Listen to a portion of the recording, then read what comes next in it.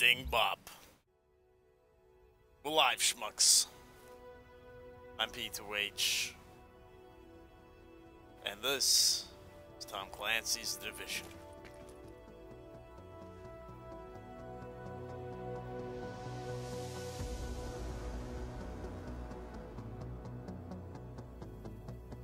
Oh my goodness.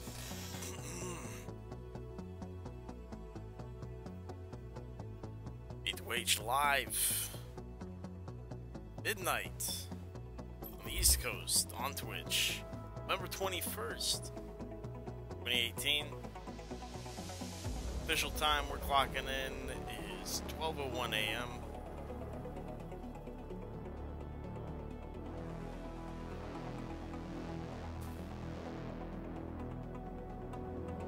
Tad bit infrequent with the, it's 12:02 now. 12:02 a.m. Fresh. Tad bit infrequent with the Division stuff because I've been learning Black Desert Online. There's a lot to that game, so I've been busy.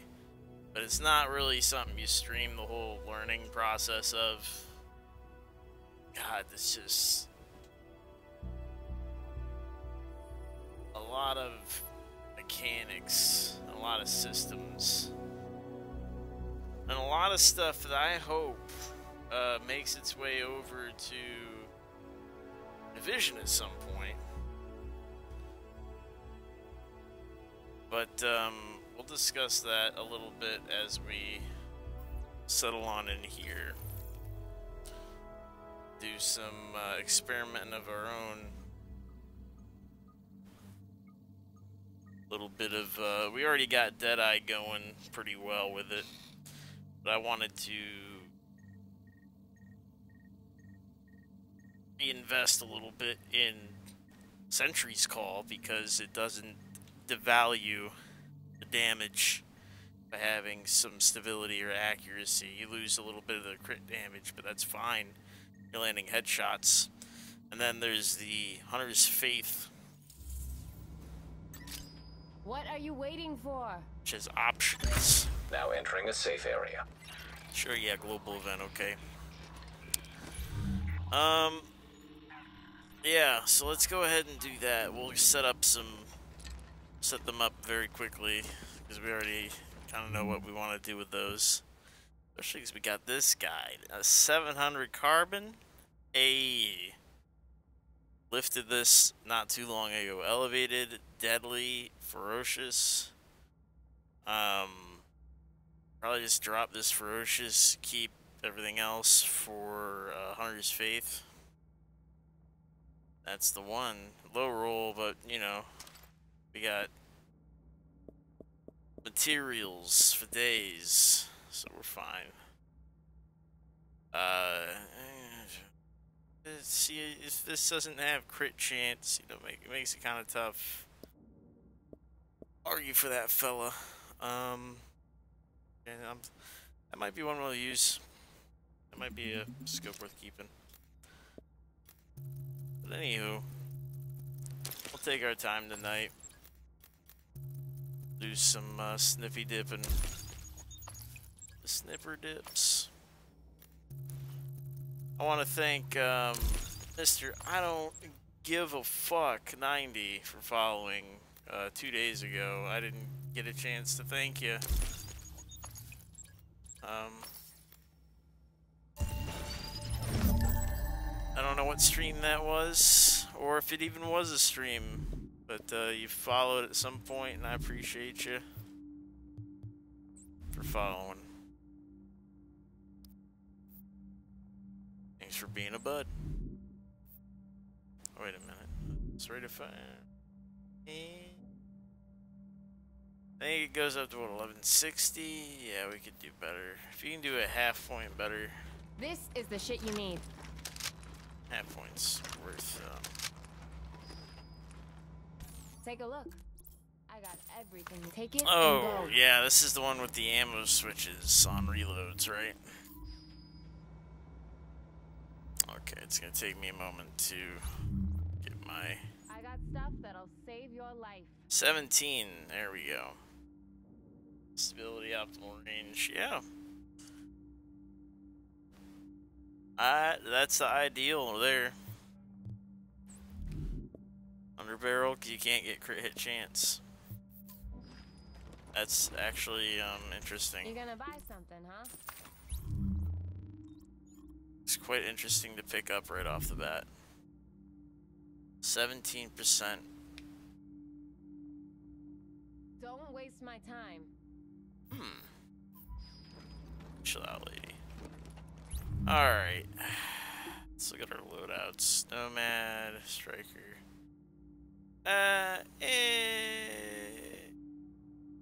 Our Striker's almost done. We're still missing a few pieces.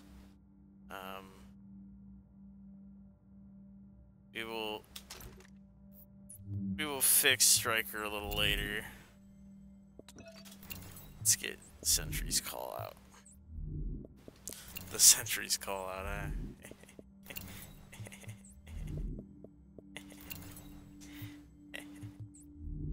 Boo. Alpha. I got stuff that'll save Probably your too life. many gloves of some sort somewhere. Incoming supply drops. Calibrating landing zone coordinates. Full 6-piece at the moment. We'll figure out if we want to do the 6-piece or not. A little bit later.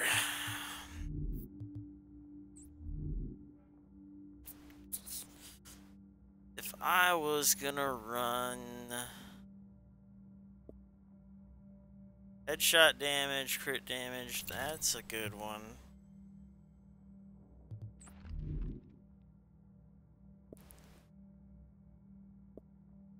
Cool head, harmful. Maybe. Prepared, competent. There's the range. We might just stick with that guy. A deadly, vicious.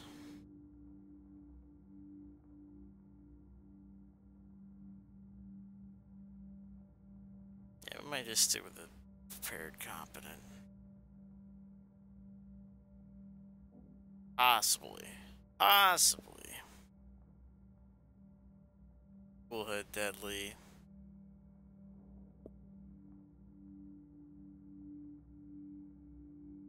So what do we got? We've got a heal. So we need a devil.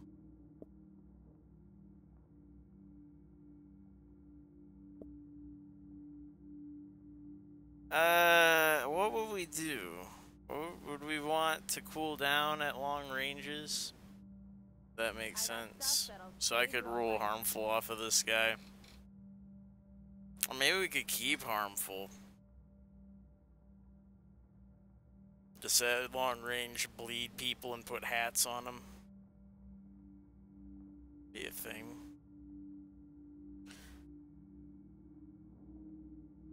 Don't necessarily need to keep cool head for on Sentry's call.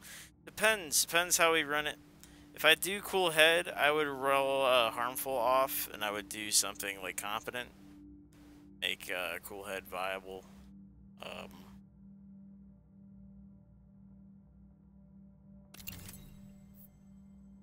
Oh no, they're two devils. Oops. I really want to keep this devil, the brutal deadly. We'll just find a heal. Oop. Apologies. I'll switch it around. Don't waste my time. Alright. Let's find a heal that is. I want to heal. Alright, of the heals. There's the classic, the prepared one. It would make sense with the type of scope we're going to be using on it. Headshot scopes. Deadly, vicious.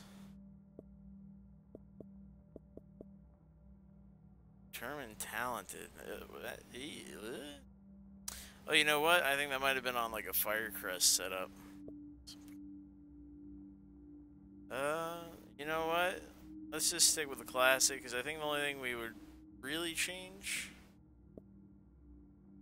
What are you waiting for?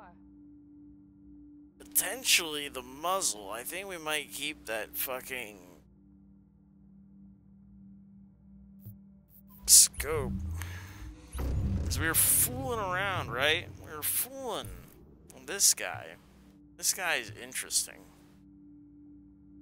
Accuracy, optimal range, the 15 scope instead of the other feller. That's something worth noting. The other thing really here is to figure out what to do as far as... Oh, Blue Shadow, thank you for the host. I appreciate you, bud. Is to, figure out how we would Hey, stupid. balance ourselves. So this guy was stamina, firepower, stamina, firepower, stamina driven. If anything, I guess I would spend everything on the electronics mods. Don't really need the skill power.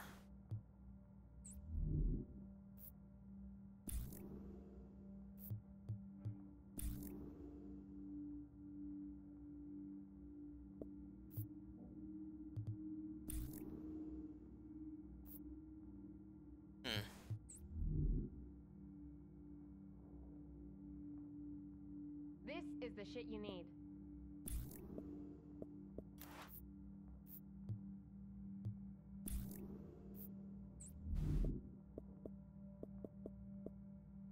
What we want is electronics health, possibly. I really don't want to waste a roll, right? I don't want to waste a roll on electronics. Could be crit All chance. remaining supply drops will expire. I think the idea here is we're gonna end up utilizing smart cover, mobile cover, possibly along these lines. Not sure yet. Messing around with that super armor situation, but that would mean health would be pretty rad. What are you waiting for? Electronics, health mods. Warning. Supply drops have expired. Or even skill haste would be cool. You got a lot of skill haste built in already. There's skill haste. Crit chance. Shotgun. We'll probably roll that for crit hit chance. Reload speed, we'll fix that too. Skill power, yeah, we'll take off the skill power. I think we were fooling around with a shield build last time, by the looks of things. Let's go roll some shit real quick. But the idea here is we're gonna fuck around with some new mods, rebalance this thing, and make it efficient.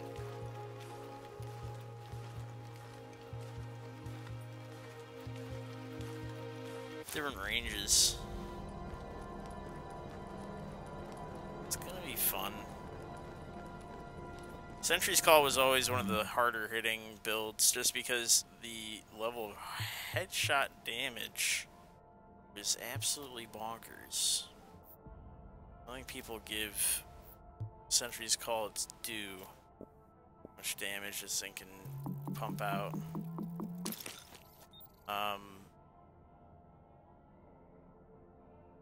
I don't think I want crit hit damage. I might on the backpack. See how the roll's a little low here. I know we can get stability, which is kind of the theme of the evening. Stability, accuracy. We might try that just to see how stable we can make these guns when we're firing at long range, rapid fire. The idea is to land lots of hits and to get those stacks quickly on Sentry's Call. Skill haste is an interesting choice here, but I think we're going to be going with chance when it rolls. So you get 6 there. We'll prove it. And reload speed was interesting because it was the shield build. You didn't want to be stuck reloading your pistol for very long, or your sawn off, I think was the case here, because we had the shotgun damage rolled. So we'll just roll the crit hit chance. There we go. We're adjusted. Easy adjustments. And again, we had the skill power for the shield, health, and stuff. Whereas now, crit hit damage would be a choice if you wanted. I'm going to be rolling for health. This is the health roll here is quite high. If you notice up here, it's about 3,000 better than the backpack, which is why I think on the backpack crit hit damage is a-okay. But when you're looking at your D-pads, probably the most cost-effective roll is a health roll. Even though I'm getting low rolls here, I might just optimize. We're like 15 out. That's kind of rough. I just roll this for a little bit just to get it there. But the thing I'm debating right now is the scope, right? Because what we did last time for DeadyEYE was we replaced the 19% 3.4 scope, right? Replaced it with an optimal range scope, 15 zoom, and I really like that thing. We could have headshot damage, which is like a 20-something zoom, but that zoom's impossible at close ranges. So it might behoove us, there we go. It might behoove us, because we're using Devil's Heal and we switch between these guns on occasion, even if they're not in the prepared range, to leave this ridiculous scope on it. You're the devil. Is it the devil? Oh, see, this is a times 12. Oh no. Maybe we will go back to the other one. The other one's times 12. We can make that work a little bit closer range. But see, yeah, times 15. This thing is ridiculous. I love this scope so much, but it's optimal range. Nobody runs this thing because it's not damage in any capacity. But you combine it with the vert grip, and you're hitting max capacity on your optimal range. It's kind of interesting choice.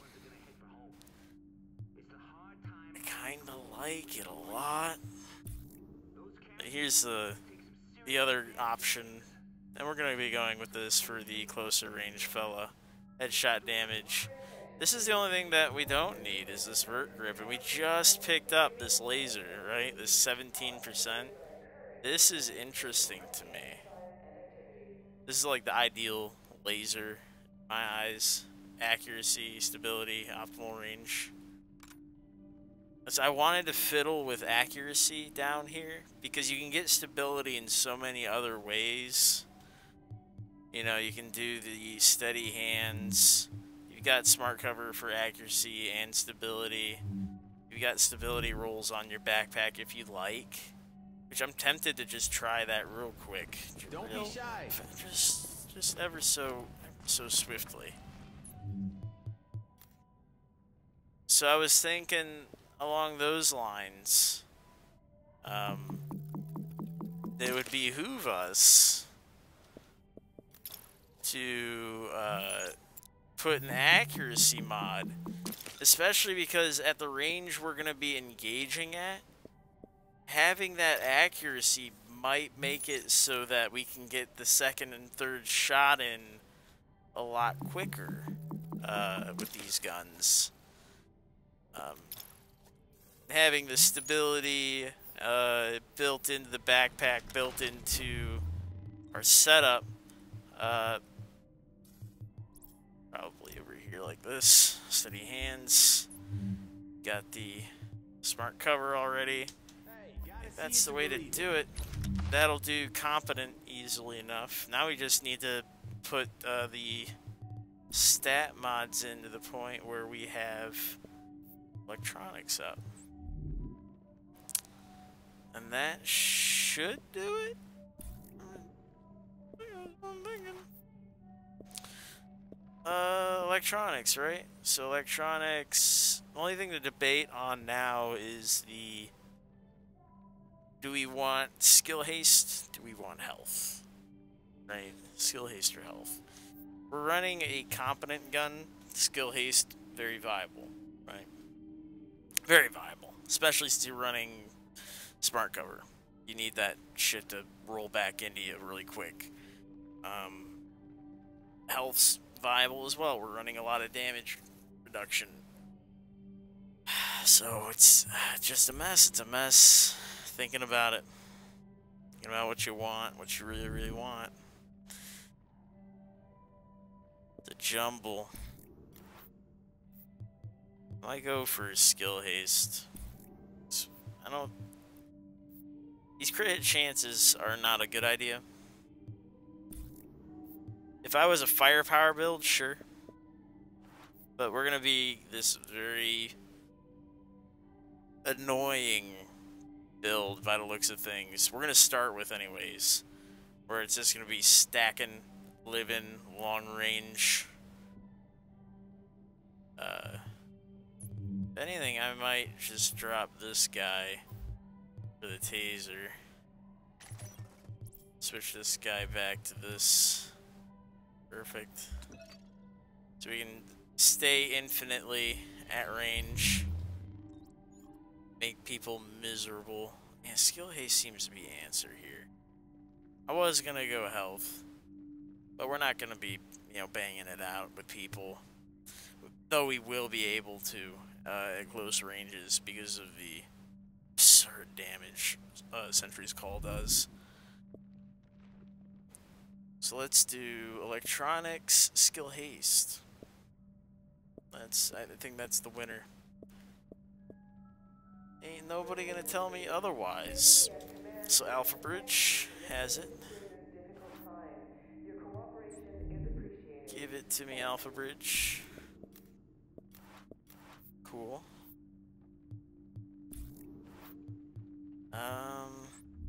Who else has got it down here? Electronics, skill haste. Schmuck, no. Sit down. Electronics, health. Tanky, beefy boy. All resist. Health. None of them. So it's gonna be out here somewhere.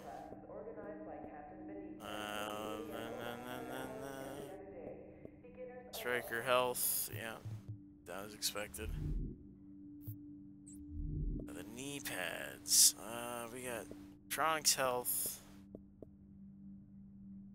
electronics damage resist there. Only now what performance mods, right? So we could do smart cover damage resist. That's viable. I wouldn't be against it. Smart cover damage resist is cool. I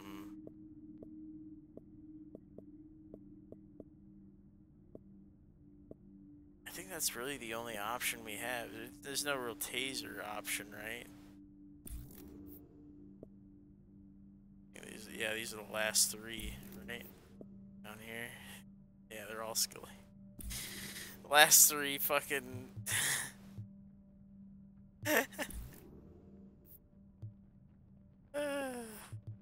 Makes sense. How often I use them. There we go. Damn it. Anyways. Is there any room up front? I don't think there is. I just gotta throw them in the back, just like I did those electronics mods. Throw them all in the back burner. Crit hit chance, and yeah, crit hit chance. There you go. Oh boy. Very nice. Yeah. So now what do you do? Performance mod wise, it's gotta be smart cover damage resist, right? We're beefy, boy. We're beefy. It could be a pulse something or other, right? Do pulse. We could do that. Cause on hit, we pulse them, right? So we do pulse damage, pulse crit hit chance, something like that. But I think we can justify the damage resist, and if we're at ranges where it makes sense, that damage resist will make more sense. And we could use smart cover differently. We could use it for the teammates, for the homies, make them beefier up front. Depends how we build this build.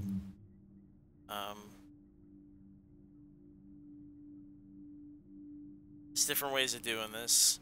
If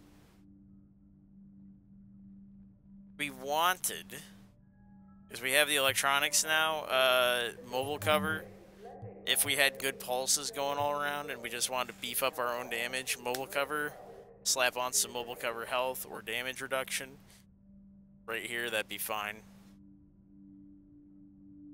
Because we would just run it like this. And then you have your, we would lose out on 20% accuracy stability, which is kind of rough. I think this is like, I'm willing to bet this is the thing you run when you want to snipe accurately at very long ranges. This is just what it is. It's smart cover.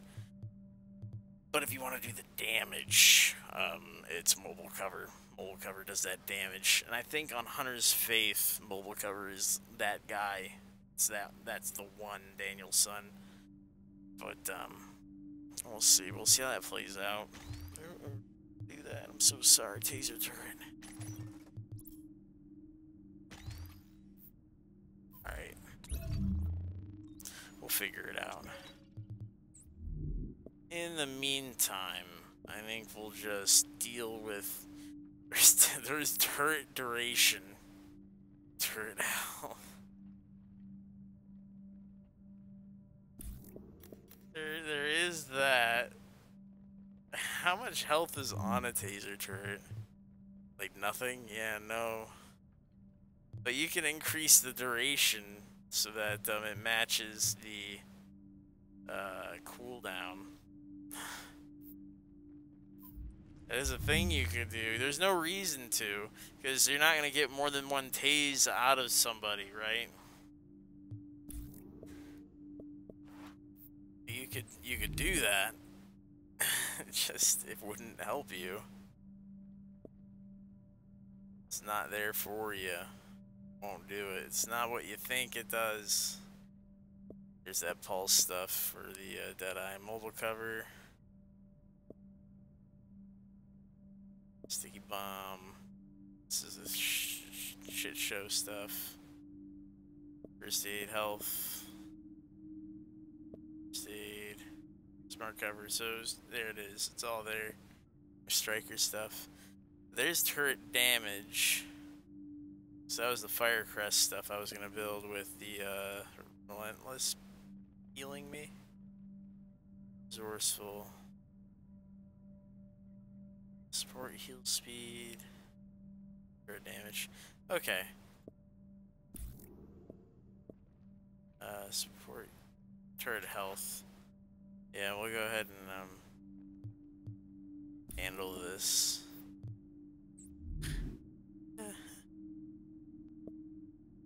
We'll take it as serious as we can. The smart cover.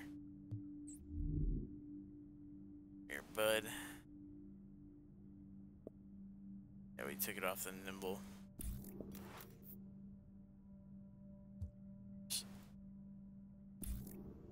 There it is. off of this guy. Cool. Alright. So there it is. So now our smart cover gives us quite a bit of damage resist on top of everything. About a quarter. Right? So we can be pretty beefy. Nice. Only thing now is that our damage is kind of low. If anything, I would roll stamina off for damage. Because we don't have any real demands. We could go real hard on damage. Real hard. But Sentry's call calls for a lot of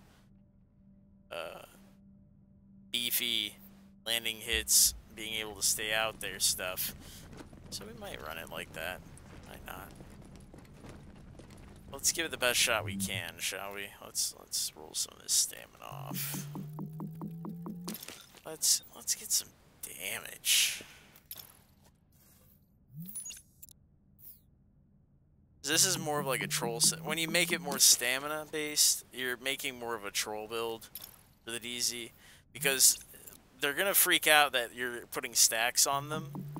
But the idea is that you're using a 6-piece and you're not hitting them that hard, so they're not gonna necessarily address you right off the bat.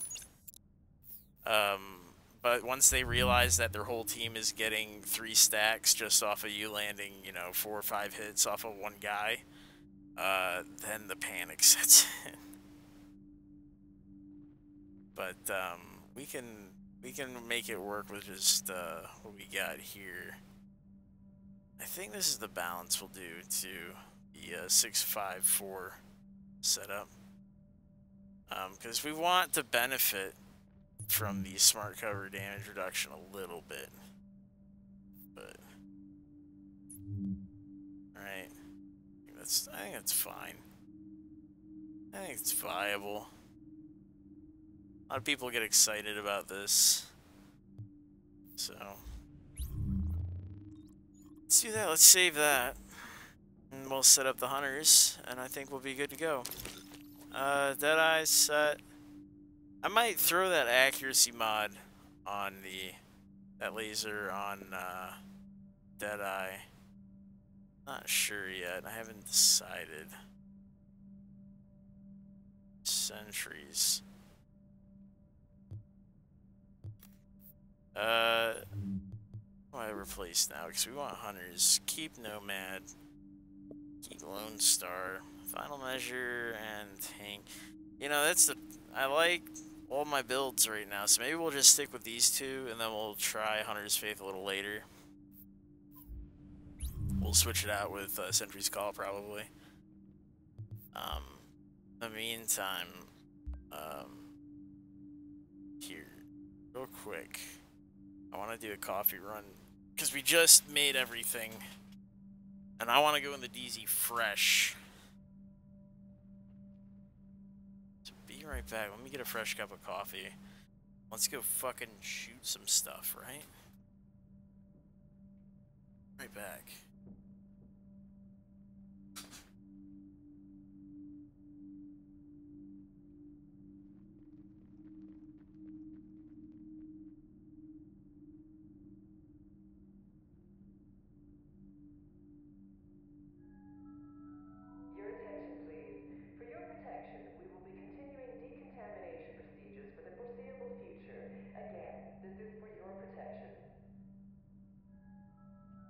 Your attention,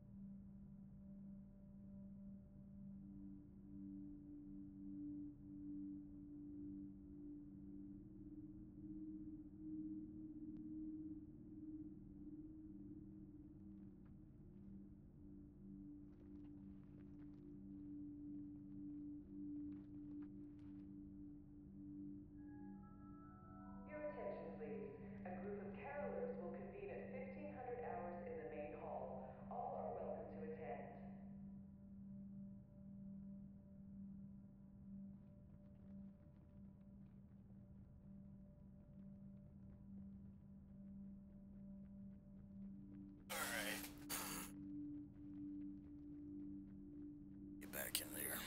Sorry, I had to microwave.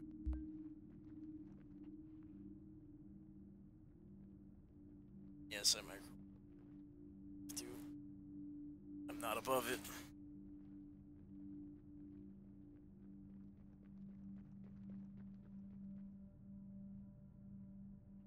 Alright.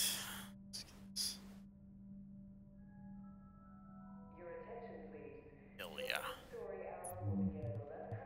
Make sure the gun mods are kind of up to spec here. Crit hit chance. It's kind of standard. But yeah, we threw the accuracy one on here. Actually, this should be stability. Probably. We'll see. Sentry's call. Speed rate of fire. Probably not the best. I think this was just a magazine I'd thrown on there.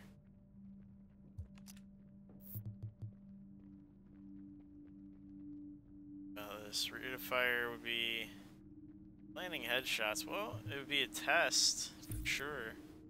Stability and accuracy of it. I'm not against having a small mag, quote unquote small for a sniper 15. In this case,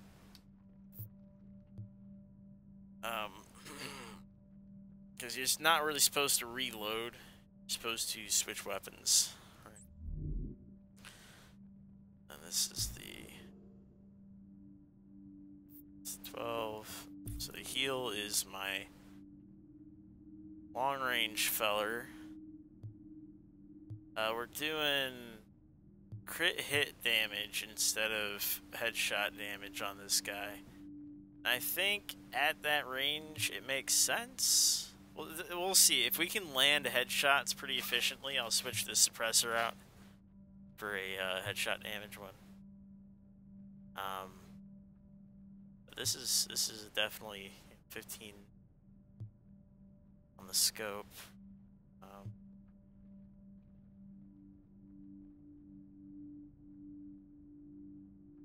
Yeah, so we would take it slow with the first half of this magazine. We wouldn't reload it.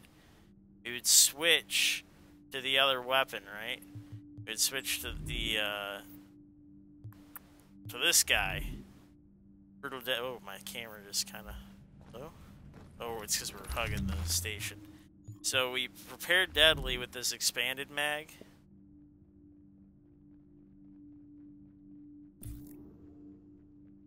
So you spend your first 15 rounds putting stacks on people, getting your own Devil's Heal bonuses, right?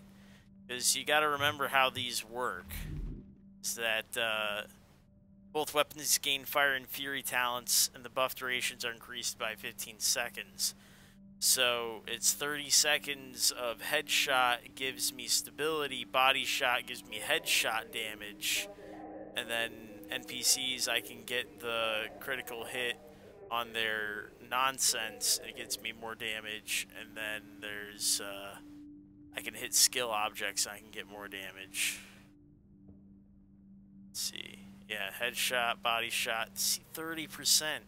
This is nutty for fucking Sentry's Call. So weak points gets 15% based weapon damage, and then hitting skill proxies gets critical hit damage. That's why I like heal on DeadyEYE, no matter what anybody says, because DeadyEYE, you're 100% smashing everybody's. As a DeadyEYE, your task when you're equipped with a heal is to smash enemy skill placements, because you give yourself critical hit damage, 30%. That's huge. It's a big bonus to your damage. But you were doing that before Devil's Heal came out, because you were doing that with Tenebrae, weren't you? I could be wrong, but it's it's that sniper rifle that gave skill cooldowns. Yeah, this guy right here. Destroy an enemy. Weak point. So it's a similar mechanic. You went after weak points. You get 15% weapon damage on the other one, but this one gives you skill cooldowns for you and nearby group members. That is still very. That's sick. That's amazing. That's really good. People underestimate Lights Out, especially in the DZ. There's a lot of NPCs out there, buddy. I got something you'll be interested in. Is not PvE only. That's some versatility right there, bud. Let me throw this feller. DR. Everybody keeps putting the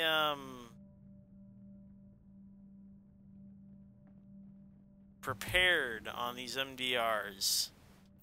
Y'all realize these MDRs have oh no, that's not it. You can't see it because I don't have it equipped and I don't feel like going through the process of equipping it. But those MDRs, their optimal range is like 28 meters. It's awful. Like you're not helping you or your friends running that prepared on your dinky MDR. Do something better. Be better.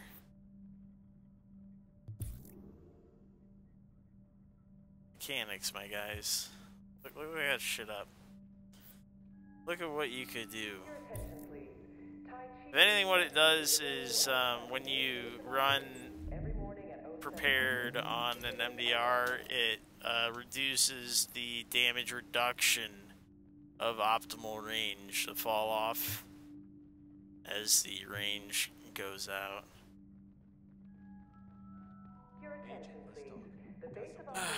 Alright. Sip my coffee real quick. Let me save everything while we're at it. We're set. Okay, I think we're going in.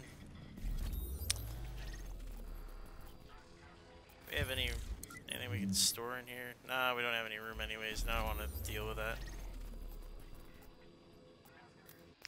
Let's have at it.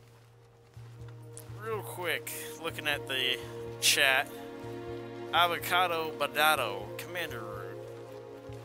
Lisa likes to draw. Positivity Bot, the robot with a heart. Slow Cool, thank you all for lurking in the shadows. In buds. I'm sorry Twitch doesn't appreciate you like I do. I got stuff that'll save your life. There we go. Oh, caffeine. I appreciate you too. Buddy. Okay, so what should we start with? We've been fiddling with DeadyEYE, so we should start with Sentry's Call, right? That makes most sense. Primary slot's gonna always be my longest range rifle, Predatory. It's the heal here. 15 scope. Vert grip. This was the one that we were questioning just because of the laser situation, but now I'm thinking about it. Vert grip. Gotta have the vert grip. So, if anything, the devil, what's gonna happen here is that the accuracy is gonna make it so that I can spam. The stability keeps you locked in place, but that accuracy, the reticule is going to be small enough where I'm going to be able to spam someone in the face with headshots. He says the hope, the belief. So headshot damage accuracy would be my favorite thing to have here, but if not, I won't cry about it. Yeah, see, I don't have it. It's okay. I wasn't grabbing suppressors. I don't think that's what I have in here either. No, it's a scope. That's okay. Times 12 headshot, crit damage, optimal range. That actually might be the stronger scope, though, of what I've been looking to use. Yeah, headshot accuracy, crit. See, the only difference here is that I think it's optimal range instead of accuracy. Yeah.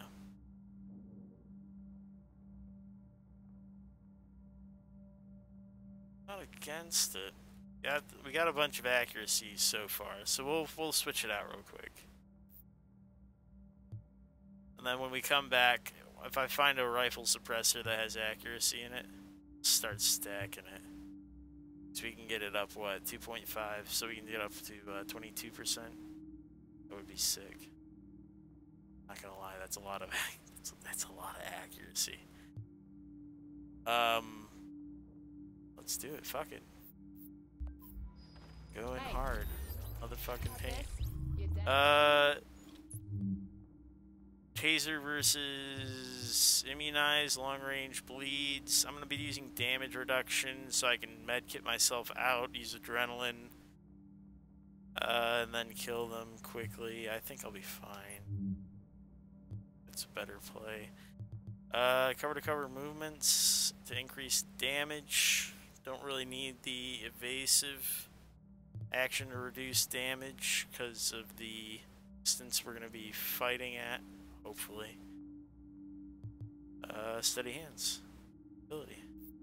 I think this is all justifiable. Only thing is, we're not on a team right now. There you go.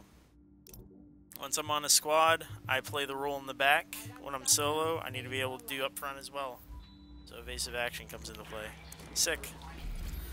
Let us do. That makes sense. Does in my head, at least. Transmissions jammed. Proximity coverage only. Hell yeah, brothers. Backup activated. System rebooted. Alright. Warning. I Now don't see entering anybody dog out zone. here. Oh, speak of the devil. Warning. You are now leaving the safe area. Let's chill for a moment and get Warning. our We'd aim up indicate the this area is task. contaminated. See what's going on. Wait a minute. Why does this look clear?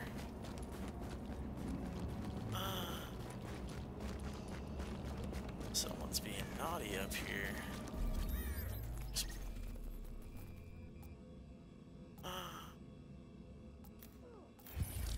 With me!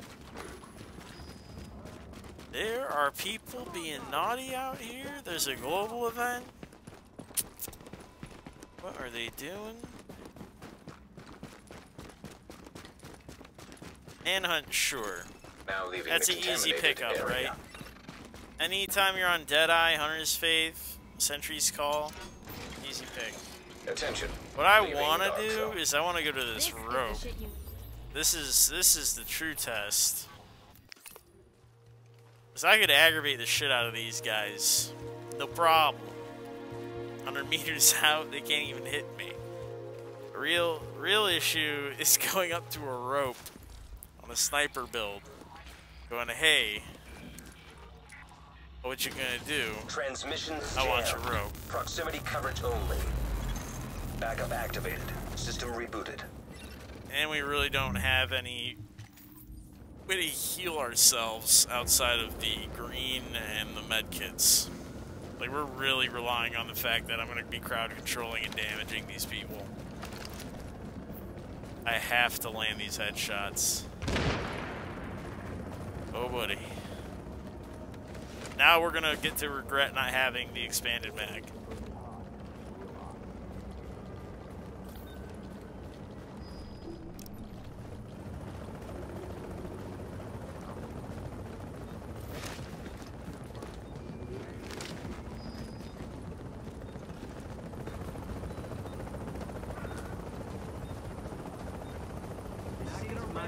All those cops are dead. Okay. Oh, buddy. You know what? They did it safe.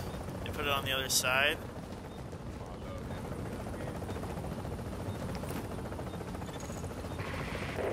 seconds till extraction complete.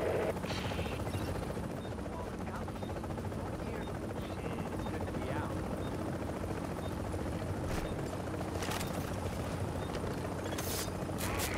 15 seconds. Extraction cannot proceed. Rogue H is the Oh, I got it cut. Oh, I didn't make it though. He came back up the rope, I heard him. But I broke it. You let me cut it. You goofball. Doing a sealed cache run, I see.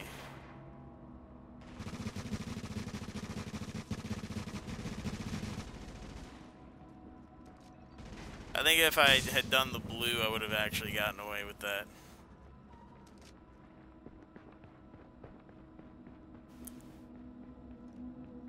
They wouldn't have been able to slow me down on the rope very much. I would have maintained all that health. And I would have had a speed boost. Confirmed. Rogue status no longer active. Interesting. You are now entering a safe area.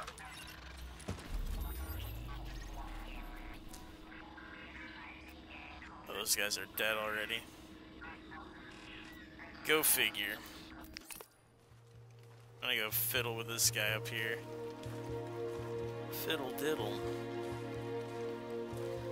I don't really want a cash run. Warning. So I'm Now glad leaving the people are safe doing area. those.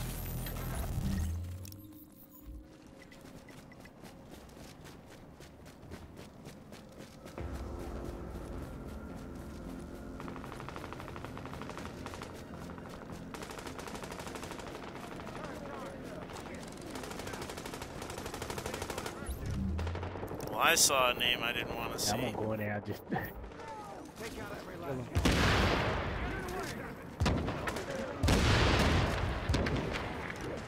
Kind of sad that he's not banned yet. Another agent has joined your team.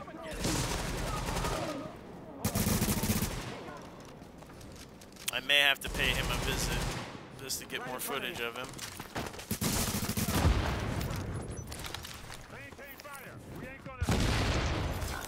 Let's test things for now.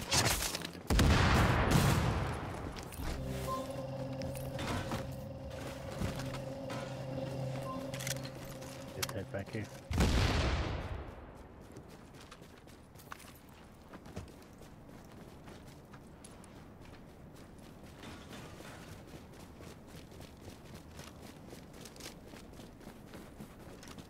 Distraction. Play with the rogues afterwards. Good idea.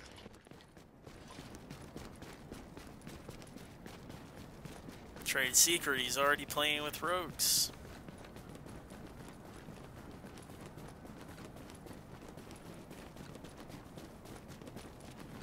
Thing is, they were a duo and they accepted my invite, right? They should have just invited me. They don't realize the situation, right? They've they goofed. Both running green.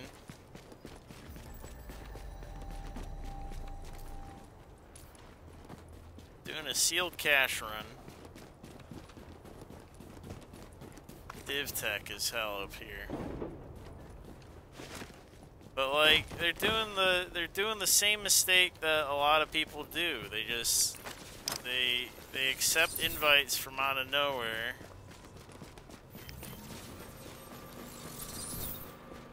Diver. There's the one I didn't get last time.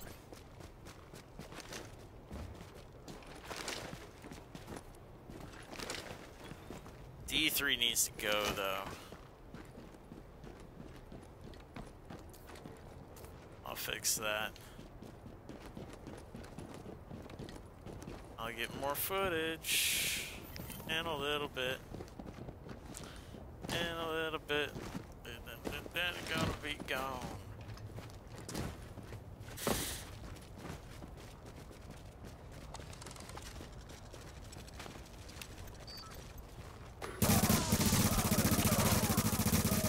that's the other thing, is I don't have to be scoped either for Sentry's call. DeadyEYE, you gotta be scoped, but Sentry's call, not so much. Look how accurate that is. Let's see how rapidly I can stack stuff. The other thing too is I'm running a 6-piece, right? You could definitely run this as a 5-piece in the dark zone. You don't need to be able to put PvE stacks on everything, right? It's optional. Spreading the stacks is nice, but you're only spreading the 3. What you really want to be doing is doing more damage. Get that chest piece. Not reckless. Don't be reckless. Alright, stop. Whoever started that reckless shit needs to chill the fuck out. You don't need reckless. You got Ray Barrett's. Ray Barrett's is 5%, right? Oh, that is accurate. That is accurate. We'll see that. Oh. Roll. You know, there that is.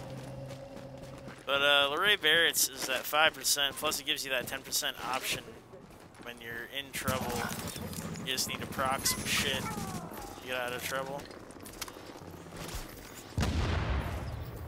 They drop GE credits, don't they? Secure. Sure do.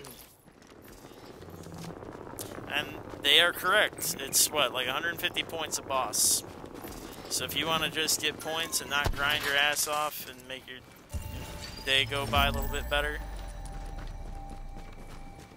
why not come out to the DZ, do a couple bosses, contamination events, that's 300 points. And then you flip your whole team at the end of it. Get all the good stuff, right? Know what I'm talking about? So the ideal situation, to me, during a global event, is you take your 3 random mules, you'd go do your contamination event together, y'all had a good time, and then you flip all of them right at the end and you take all the good stuff and you got all the points. Everybody wins. You helped them because they got their global event points, right? They don't get to be sad. They still got something. Bros. Got 2 groups of them. And then you got all the stuff. So technically everybody wins, but you just won a lot more. So don't feel bad. Feel real good. You want to go and call it? Yep.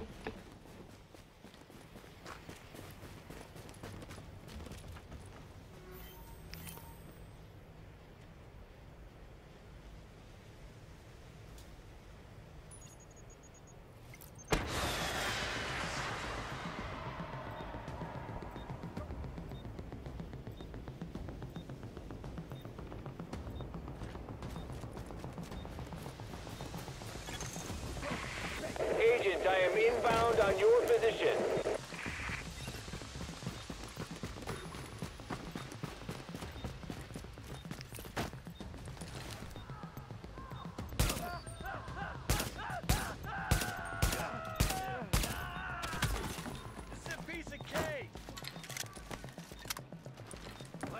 Rainbow. Oh, you know what? Never even thought about it. I can run blue for us. I changed my my T to blue protector. Give us some more extra damage protection. And one of you want to do I can't run yellow, but I'm running a healer build. Okay, alright, cool. Alright. No, that's fine. We're gonna see if we can flip on this, right? Yeah. We do. We all have to do both.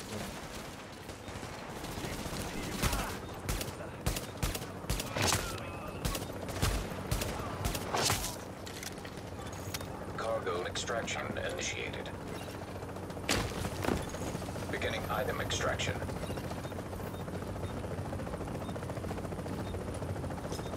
Man, they are. What are they doing? They're playing the safest extraction.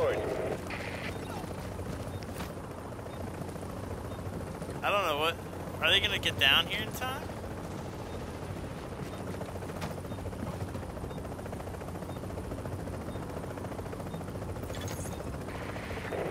Seconds till extraction complete.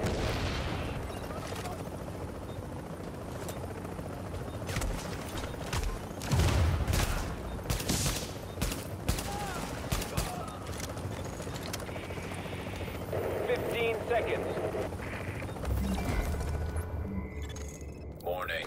Your division affiliation has been disavowed. You are now marked as rogue. Alert. An agent is leaving the team.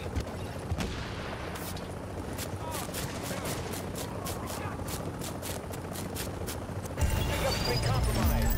Your package may be in rogue agent hands.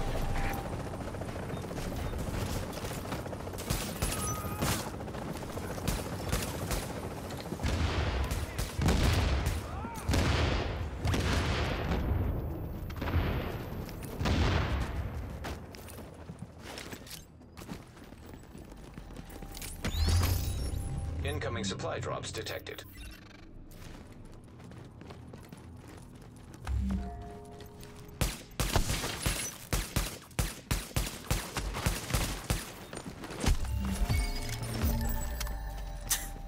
He killed his teammate. Why did he kill his teammate? Did he not understand what's happening?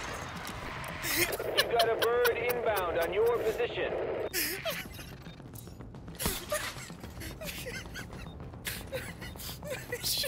Yeah, the guy that joined us, yeah, he was Did he not understand what was happening? Agent, I am inbound. I didn't on join your them, position. they joined me. Did they not understand the mechanics of that situation? Oh my god. Oh, this is bad. Yeah, what did you witness though? Could you tell me? I don't know if I want the gold. He was like, "Oh, he joined us." It's like, "No, I invited you, and the duo joined me. I didn't do anything wrong." And the thing is, look, they're not getting back in time. Look, one. All right, you want your best stuff back? You better go rogue. Better go rogue, buddy. Oh. And the thing is, they tried to do a safe extract. They proc blue, but they did it at the 20-second mark, right? 20 remaining. Almost, guys. But the thing is, it blew out their only chance of surviving that. Damn.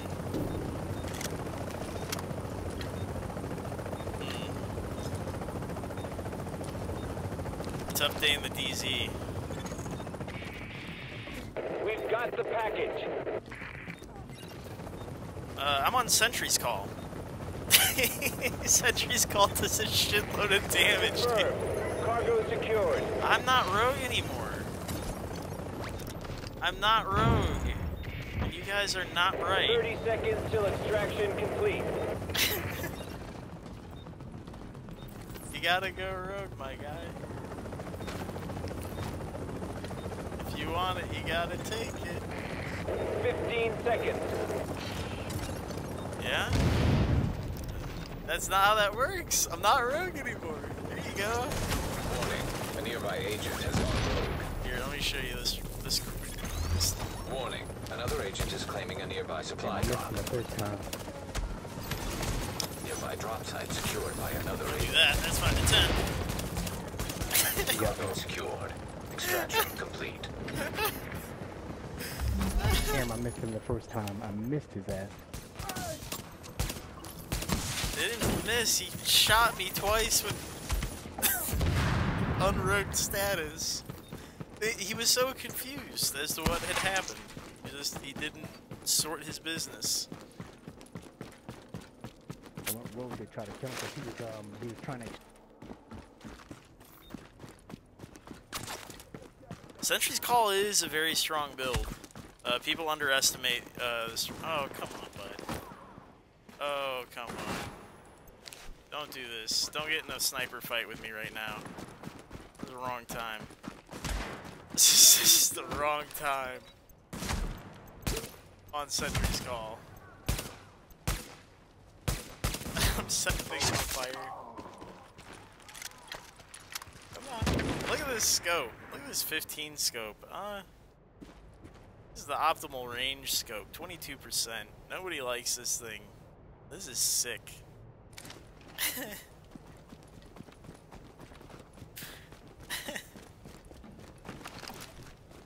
I'm currently running it as a 6-piece. I would recommend it as a 5 though, if you're running the Dark Zone. 6-piece has its merits in the Dark Zone, but I think you do more individual damage if you run, say, a Luray Barrett's chest piece or your, Savage Gloves, or however you guys like to run it. You know how to do more damage. Whichever way you like it, do it that way. I like Luray Barrett's because I like to use cover a lot. I use smart cover, anything to stack more damage resist in a panic situation. I'll spend all my abilities just to get that extra damage resist. And then when I'm trying to do the damage, I just, parse it out. I'm not rogue. He needs to chill. Is he gonna go rogue on me? What for? He's not gonna get anything out of it. Caught in those feels, buddy? I gotta go empty my stash real quick. I think his friend is already farming up here. You see that? His friend has moved on. 30 seconds. Yeah, 4-piece will be sufficient. I think at the 5-piece you get like an extra 10% headshot damage. I mean, it's good. The 5-piece is good, but I mean the 4 is all you need for PvP, anyways. Then you can do something like Savage Barrett's, or if you like cover a lot, do Barrett's and give yourself some sustain by using Nimble, or depends how you want to run it. Depends what pieces you're missing, really. depends what you need to replace. It's options. Oh my goodness.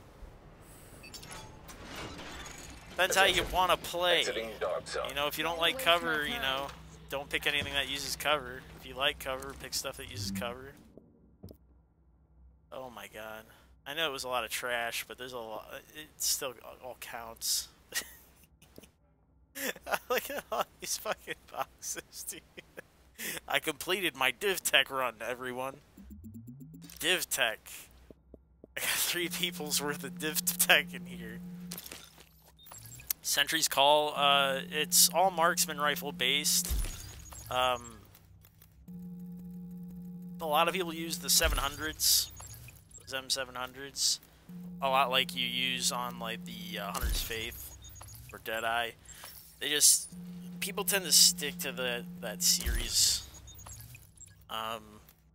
I like Devil's Heel in particular for Sentry's Call because of the amount of shots you can put on stuff and the damage buffs you can get, right? So, I feel like Devil's Heel by far, and especially because if you're trying to add stacks to everything, it's about volume, it's not about hitting hard with individual shots. Like, you benefit the team by landing shots repeatedly, quickly, to the dome. So, it only makes sense to use a sniper rifle that shoots quickly and has a lot of shots. So that's why I prefer to use Devil's Heel. Tech. All this trash on the ground. Those guys were not ready. So, first issue was the guy kicked out. I heard him to the point where he was like, I don't understand why you can cut the rope while you're still on the team. It's like, well, that's gonna be rough for you. Oh, the SVD. This was also a classic on the DeadyEYE and Sentry's Call, but it's this range. Look how short the range is, but it shoots a lot different. A lot of people stick to those 700s nowadays. These guys right here, because the range is like twice as much. MDR is also great. It's an assault rifle. Yeah, you're not restricted to. That's the nice thing about Sentry's Call, is it's not restricted to a weapon type like I believe DeadyEYE has marksman rifle damage and crit hit damage. I could be wrong. I think Hunter's Faith is kind of restricted like that too. Let me look. Headshot damage. No, it's just headshot damage, but it's also, it says marksman rifle and it's got to be bolt action for those. And then DeadyEYE, is it? Yeah, marksman rifle critical hit damage. So yeah, like those are restricted to marksman rifle. But the thing with sentries is that because of the wording of it, it's actually, so the MDR works fine. It's got a good fire rate, and then it's mostly the accuracy and stability issues of the MDR at longer ranges, which is why I prefer these snipers, because I can hit you with a headshot at 100 meters with this thing, but I can't do that with the MDR. It's an optimal range issue. What are you waiting for? Can't find this stuff. I'm not saying it's a bad idea though. If you like your assault rifles, dude, go hard. Go hard in the motherfucking paint, because that shit is really good. But yeah, MDR, when MDR came out, that was sick. Shotguns. So it used to be sniper shotgun builds on sentries. And back when shields used to work, it used to be pistol builds. Pistol whip them to death with, like FN, what were they called? Yeah, or PF. PF-45s and shit. Just laser whip them, just just whip them right in the face.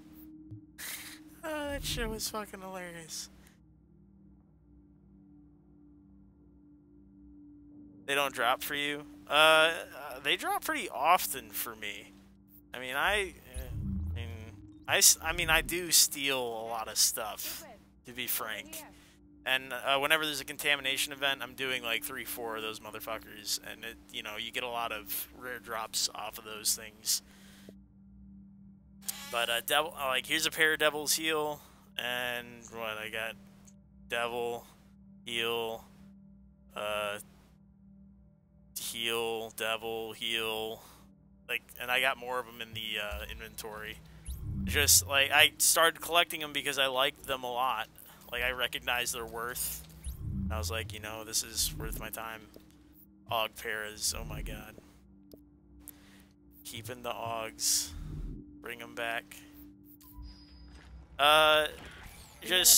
When it comes to just getting stuff, it's just a matter of figuring out what you like, and you might not see it immediately, but when you start seeing them, you'll know which ones you want.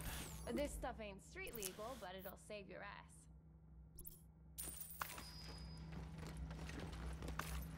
ass.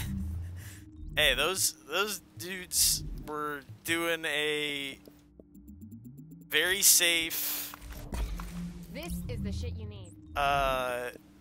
div tech run that was very unassuming. No one should have fucked with them.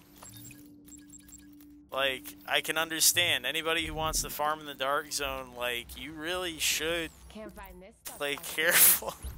Like, you should be, you know, wary at least. Harmful balanced. I'm tempted to keep this paratrooper just to, like, test it. Hey, pull out like a mod or something real quick. Yeah, get rid of this guy. Perfect.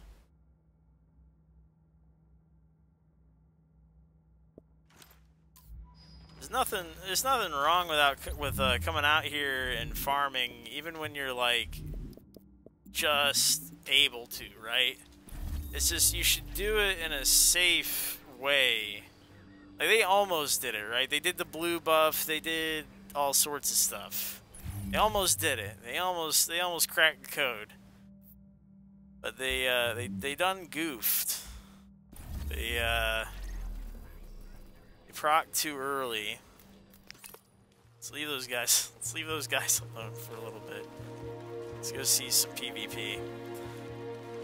Show you how this works against PvP players. And don't never invite a random. Well, here's what you should restate that. You should be willing to invite anyone, but do not accept invites from strangers.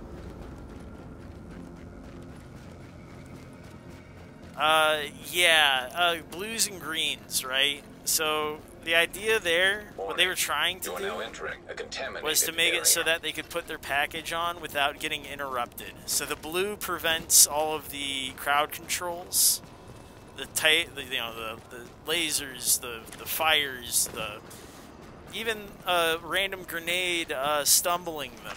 Blue prevents all that. The green would keep them alive. That's the only thing they didn't proc. But it didn't matter. They were caught off guard by my ambush. Let me clean this out a little bit. So they're gonna run east. But the idea is that you're supposed to proc those signature skills in the last 5 seconds or so. Because if you proc them like 20 seconds out like they did, what you did is you gave yourself one less option for defending the package, right? It's still on the rope, it's still able to be cut, but now you're down a blue buff, right? They can both be active at the same time if 2 different players proc them at the same time, right? So I proc my green, and then the other guy could have procced his blue. So we both have the survival link and the recovery link up at the same time. Man, these guys are not dedicated to getting away. They are just stuck. I think they just saw me over here. We're like trying to figure out how they wanted to do this. Oh, now he's running. Here it comes. Heads up, there's a manhunt detected in your area. Leaving contaminated area.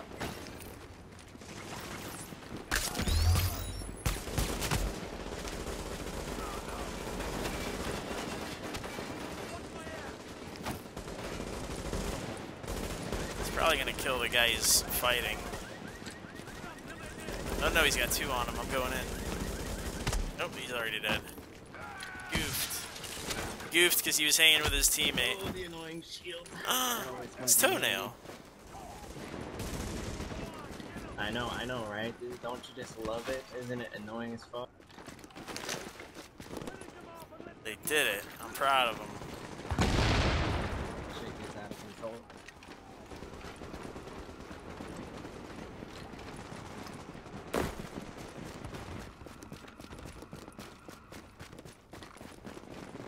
Well, you know what? That D3 feller might have left as soon as he saw I was on the server. That'd be interesting.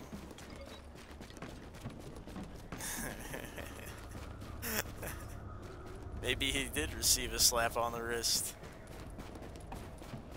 Interesting. Interesting. Alright. Extraction in a minute. So this is going to be kind of risky business. Open field. At least I'll be able to drag him. I can take him north. I got my taser turret. Got my essentially infinite range.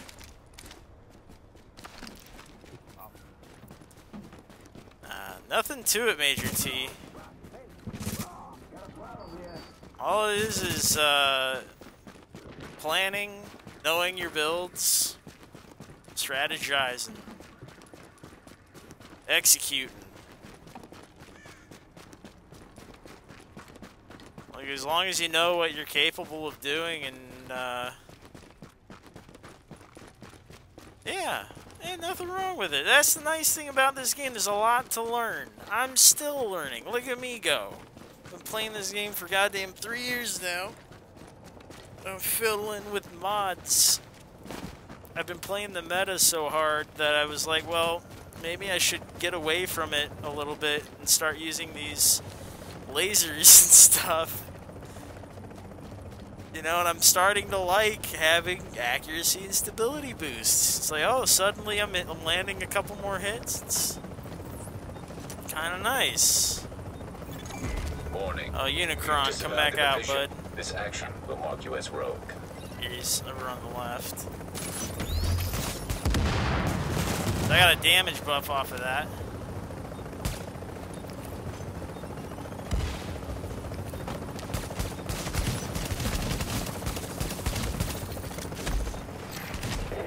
Seconds till extraction complete.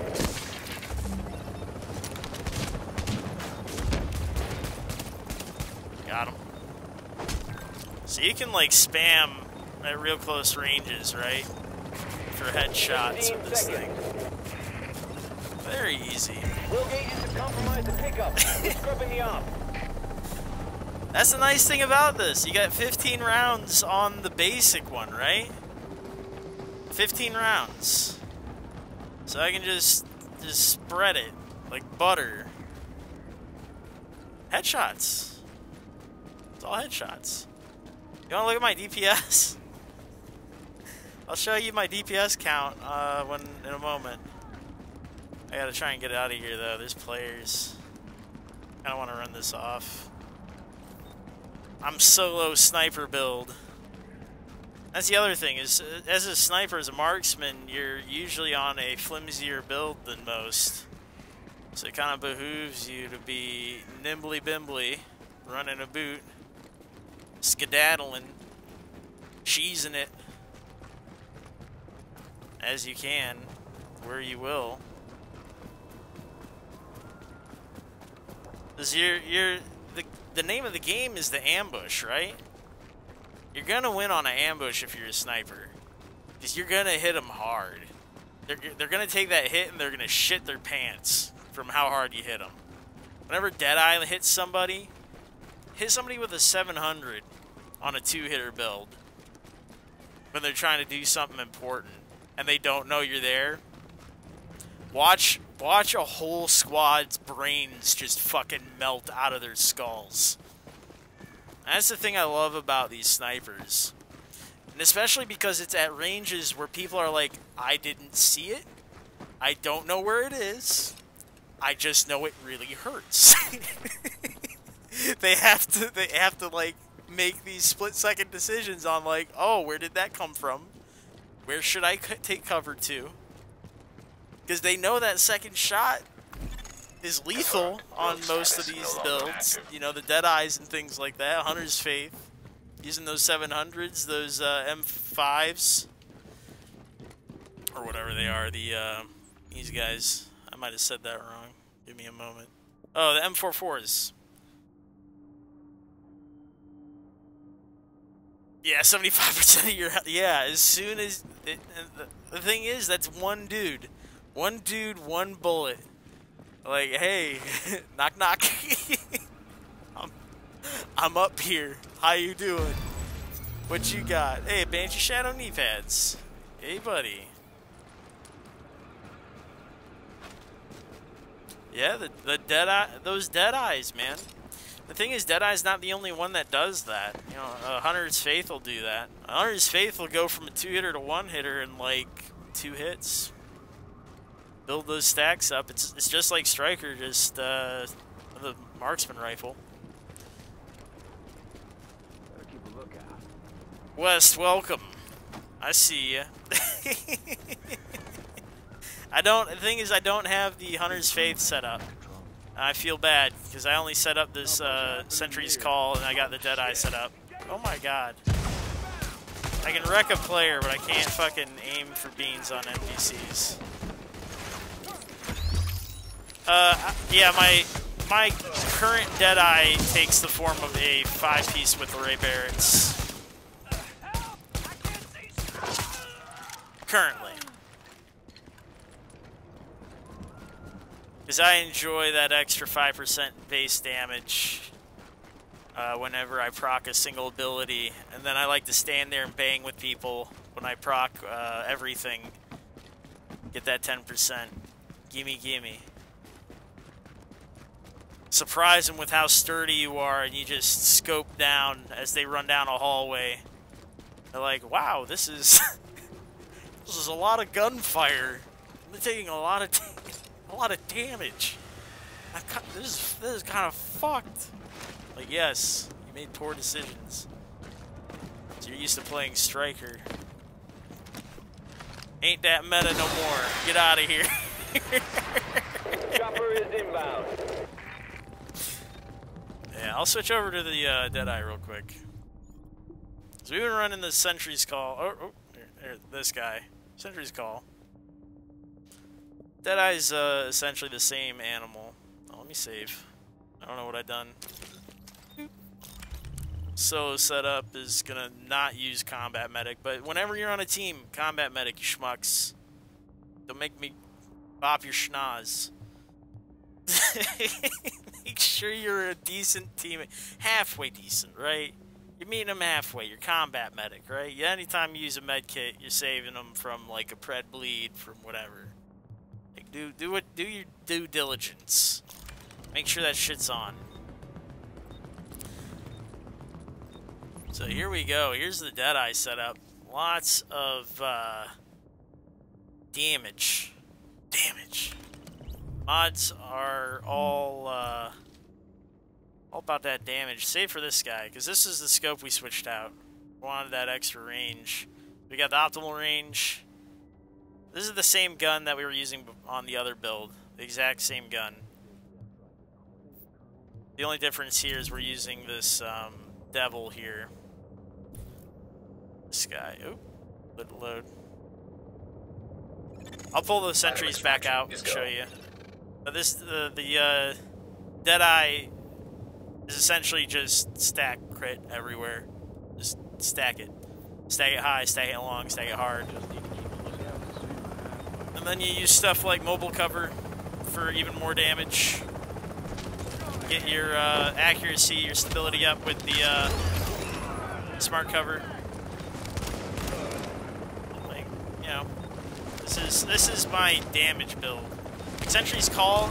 Oh my god, aim. Close range, buddy. 30 seconds. Sentry's call is great for the longer ranges. For building stacks for your teammates. It's a very teammate-driven build. DeadyEYE is more my solo stuff. DeadyEYE you can run anywhere, anytime at all. 15 seconds. And enjoy your time with it. Ready to bring it on board. And this GE is broken too, because it's gonna enhance all your bullets. So if you want to play like survival or something, this is the time to do it. Anytime they give you bullets that give effects, like those taser bullets from I think it was Lockdown or something like that. Those were sick. Here, I'll pull out sentries one more time, West. I'll show you that. I'll give you the in-depth look. Oops. We're under attack. Hold on a second. Out of here with that nonsense. Oops.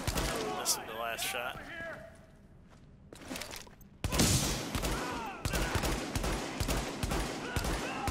Oh my god. See, I can miss so many times and still... I love Devil's Heal. It's like using an LMG. This damn sniper rifle. You might not notice about me, but I have terrible aim. But I can definitely make this work. 15 rounds, 30 rounds on a sniper rifle, spam it with nothing but stability and accuracy. Hell yeah, brother. I'll do it. I'll make it work.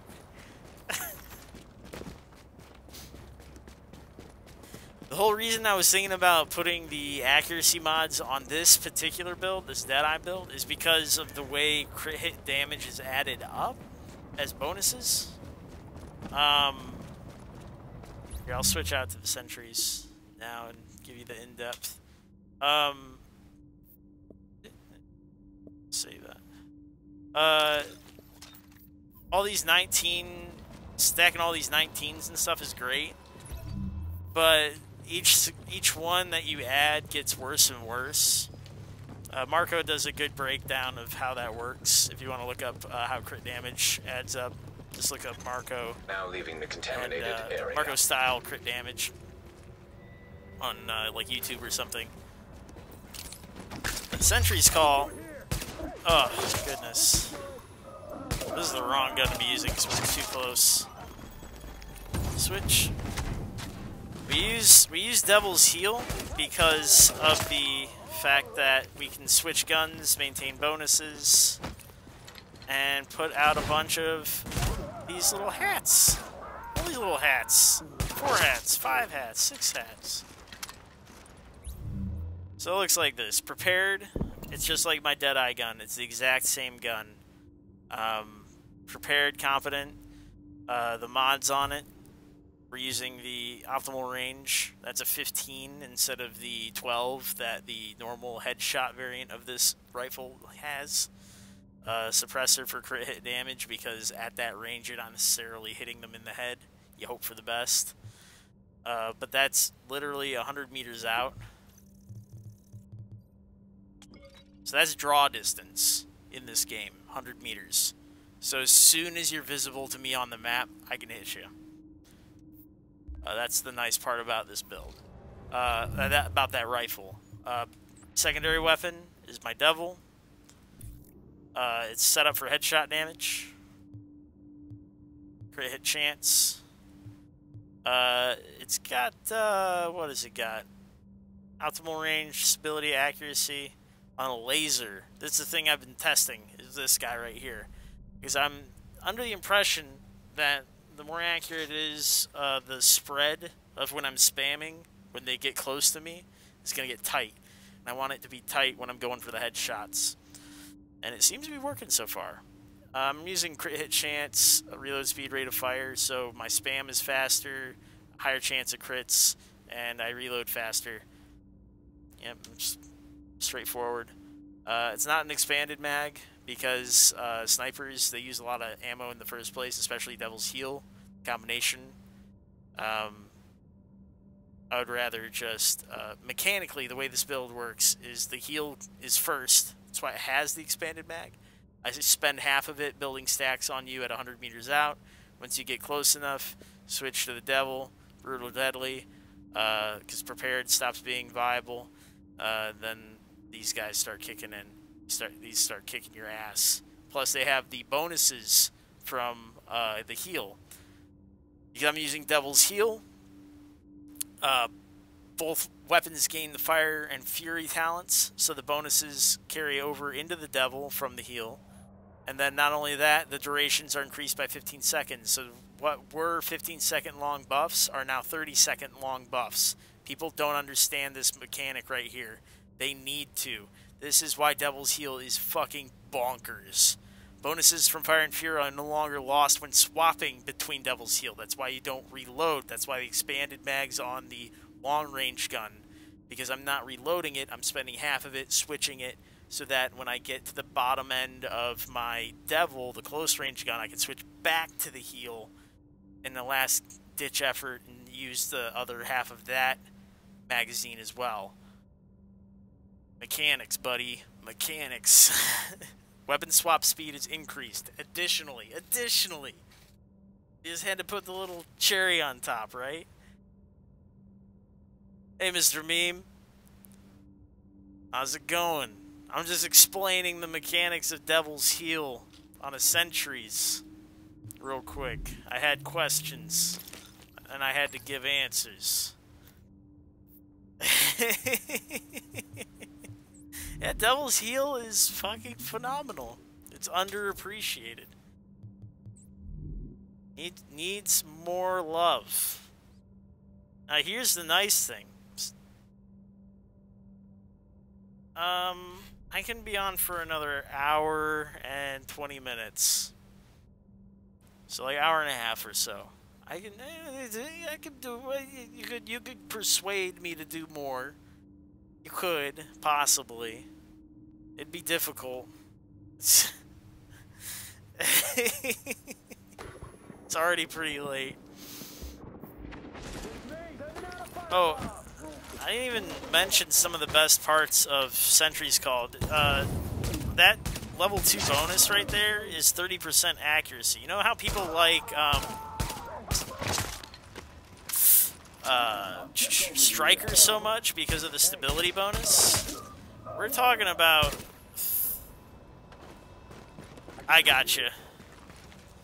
Now you got a lot of footage. You got a lot of new footage you can work with right now, so I don't blame you. Go for it. I just gotta get started earlier. Like, I started way late today. I had so much to do. But with Sentry's Call, right there, right out the gate, 30% to accuracy, that's huge. Then you're stacking headshot and accuracy along the way. 45% accuracy, 25% headshot damage. People don't know how hard this thing hits. They don't understand it. They don't appreciate these mechanics. Need more love for Sentry's Call.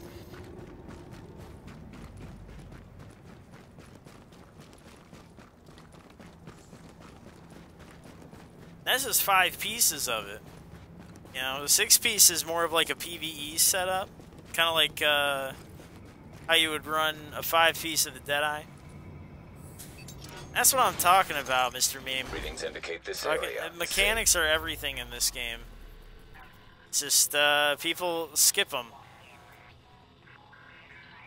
They,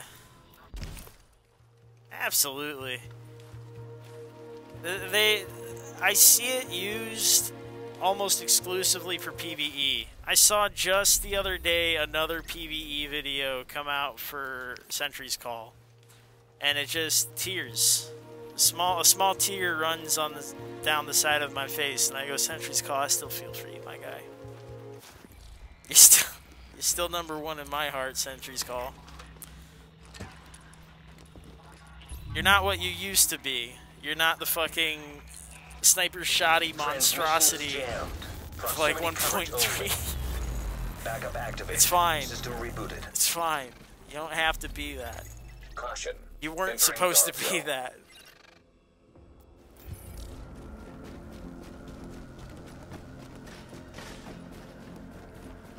Gotta have love for what the build is now. And it's still good. The thing is, you can win those close range engagements. 45% accuracy, boost your stability, start spamming those headshots.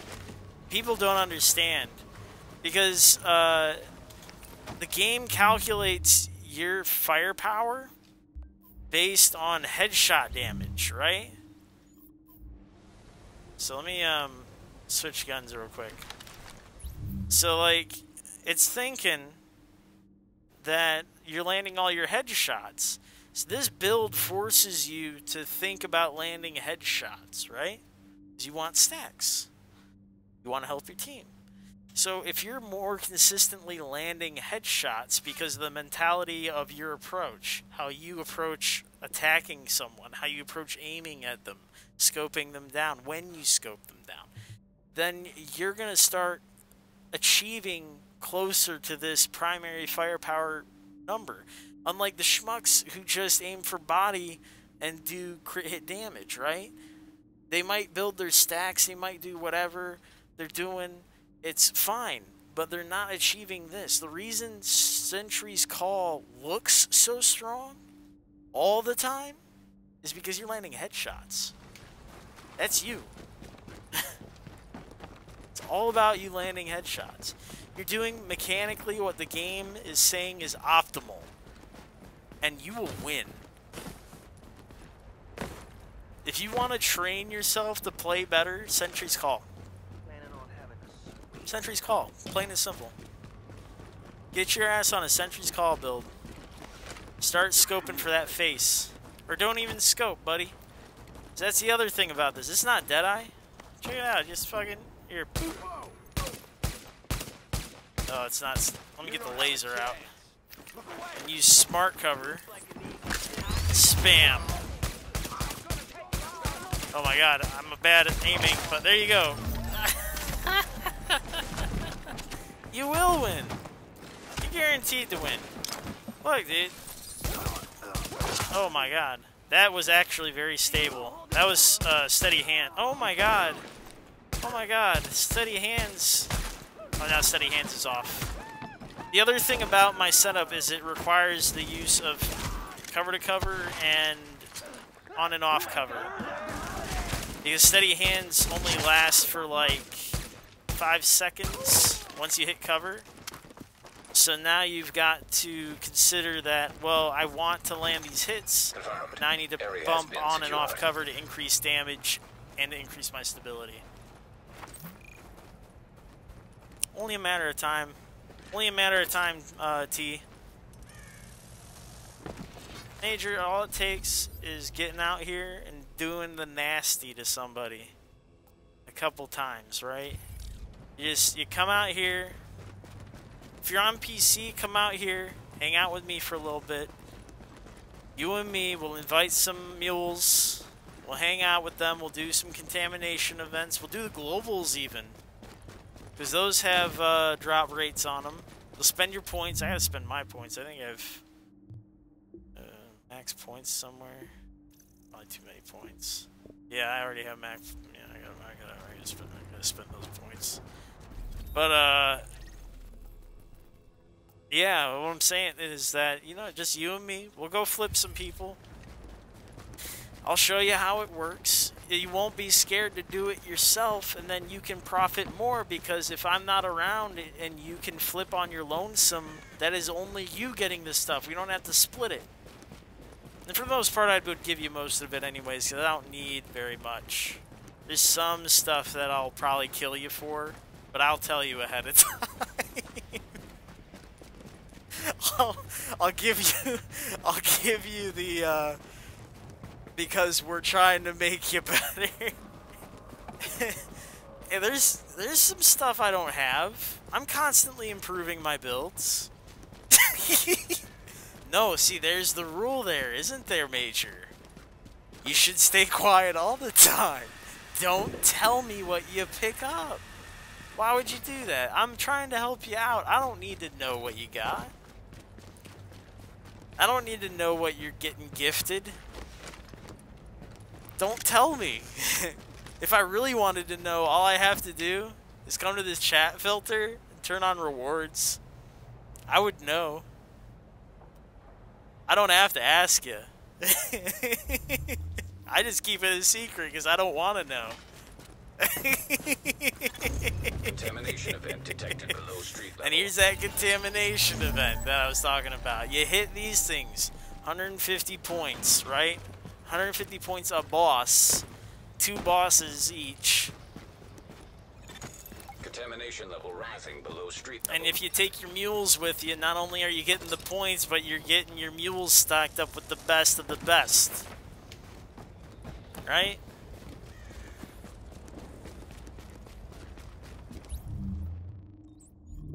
Telling you, this is where you want. Don't be farming some schmucky fucking. What do? They do those Lexington or whatever. Just fuck that shit. Do it the one time it's worth it, right? I think that it's like 1 time a day they give you the extra points. Attention, leaving dark zone. I mean, look, you do it once. You get your points, right? It's great. That's fantastic for you. I'm proud. But I'm going to give you a real quick run There's probably people out here that are out here to get the points as well, so we'll see what happens. I might just add them to the squad. Might get some mules real quick. See what happens. But, I may be able to get 1, 2, 3, 4, 5, 6 System rebooted. contamination events. 7 if I'm really fast. Safe area. So that's what, 14 bosses? Well, let's just consider 7 contamination events, 300 points each, right? 15, 18, 21, right? Because I don't multiply by 7 very often. I should have already known that was 27. It's by my times tables. But, yeah, there you go. 2,100 points. If you do it right. So you do these, you bop off these 2. Oh no, see, we already got someone extracting up there. They're gonna intercept me. But if you had the right server, you'd bop off of these 2. 2 more. 2 more. So like what, 6? A nice 6. You're capable of getting 5 regularly. 6 if you time it.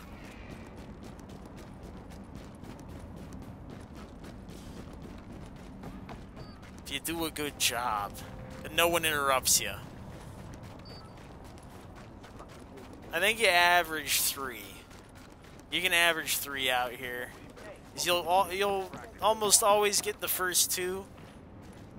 And if they goof and get the 2 at the other subway before you get there, which is what it looks like is going to happen because of the feller up here, they're going to hang out and do these. The only thing that's going to happen is that I'm going to get these 2, I'm going to run up, and I'm probably going to get one or the other because I'm going to split with them. But still, 900 points within 10 minutes. I didn't do shit. I didn't do a legendary. I didn't sit there doing whatever you gotta do to jerk off a legendary to get you those points. Are you kidding me? Warning.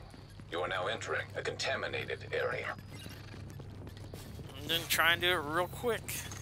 Hostiles detected below street. I don't have, this is not the build to do this with, unfortunately. But we're gonna try our best.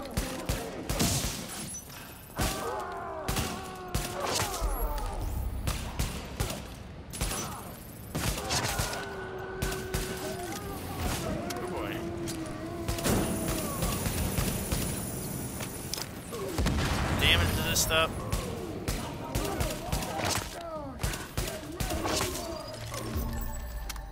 Alright. Oh. There's no healing on this build, which is the problem. Ah! My Deadeye out. He's got health on kill. Well, you're gonna blow up big. Thing is, the stacks make the explosions bigger.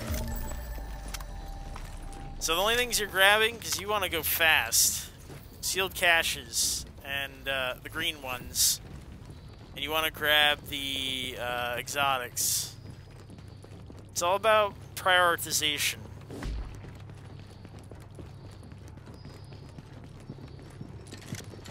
Get out of here and switch builds real quick.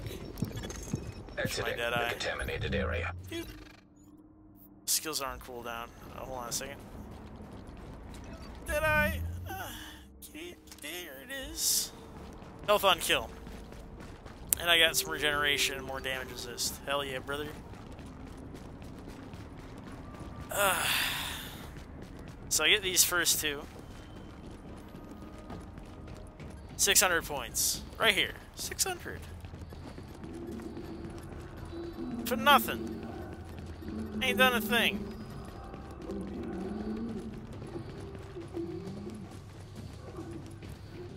I'll put on this damage resist.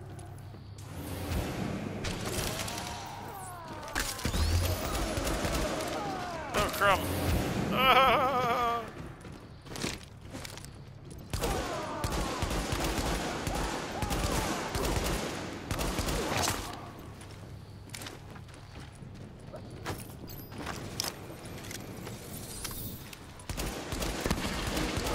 Don't do that. That's 5 to 10.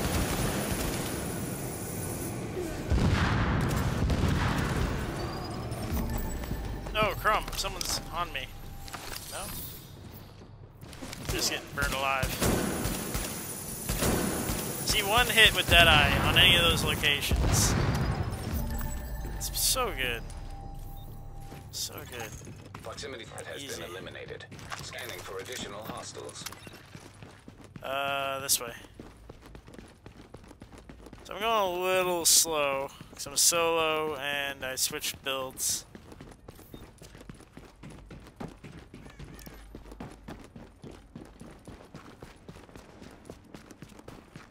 Yeah, it looks like they already did the subway north of me.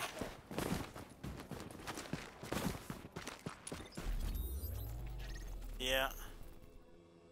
So the other option is you could go south, get the third, but if you go north, you gotta, if they're skipping the subway, you can potentially get the 2 in the north.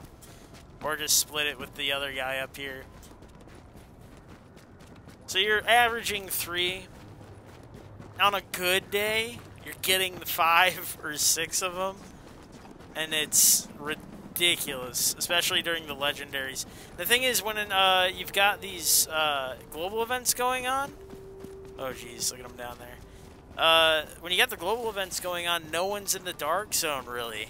So you do often end up on these empty servers where you have these contamination events all to yourself or to whatever party you have, you and your mules.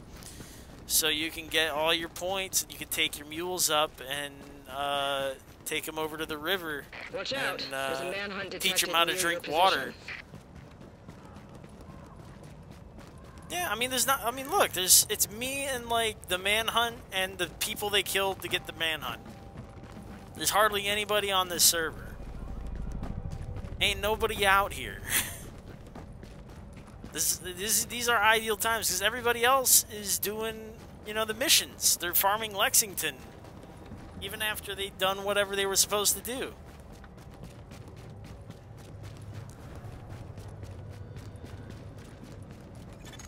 Proximity threat has been eliminated. Yeah. For additional So I hostiles. would recommend the immunizer just so that they can't burn you. Right? I'm goofing off right now, and I'm not doing a good job. I would recommend a heal of any kind, any sort of healing.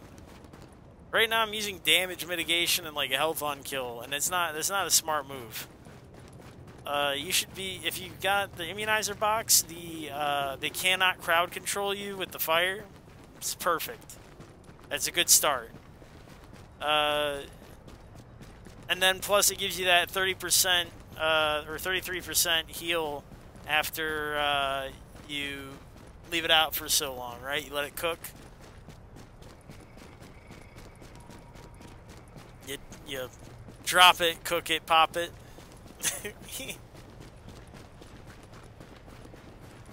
But isn't this PvE? Hey. And the thing is, all striker builds are PvE anyways. They all have enemy armor damage.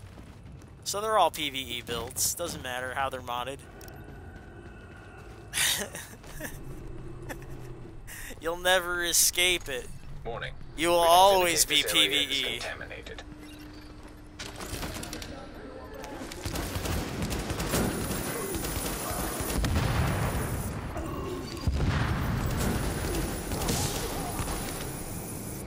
Oh, shit. Ah! Where'd he go? Supply drop detected. Uploading coordinates. Ooh, a supply drop on top of everything? Hell yeah, brother. Add the green if I have to. This is my cover-to-cover bonus.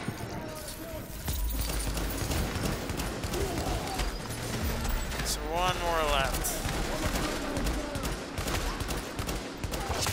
There it is. Perfect. Proximity threat has been eliminated. Right. Scanning for additional hostiles. Oh yeah, and then there's the fact that there's drops. I have enough time for that. 2 minutes. Objective data Yeah, I has can make been it. updated. So you get, and then the there's like 3 items you get direct to inventory every time you do these things as well. I keep forgetting how many rewards there are in this fucking dark zone. They just give you everything. I never have to feel bad when I flip The people. contaminated area. Because they're already loaded to the brim with everything. Right? Direct to inventory rewards and shit. The only thing they're losing is whatever's in their, you know, contaminated bag shit, right? Don't feel bad at all. It wasn't theirs to begin with. They just found it. They're prospectors, right? It's like you're panning for gold. You discovered it. That's nice.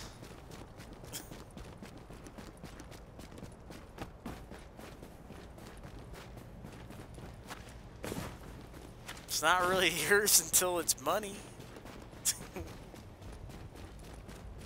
It's out in the west. Wild, wild west. Wild, wild west. Oh, we can fix that.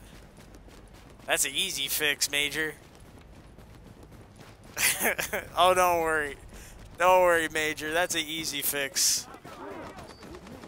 Once you get used to the people on here, you're gonna realize no one on here is worth sparing. No one. Not even the new players. Not even the new... in fact, the new players deserve it the most. They deserve the experience. They deserve a wild ride, right? Why would you spare them? Don't do it.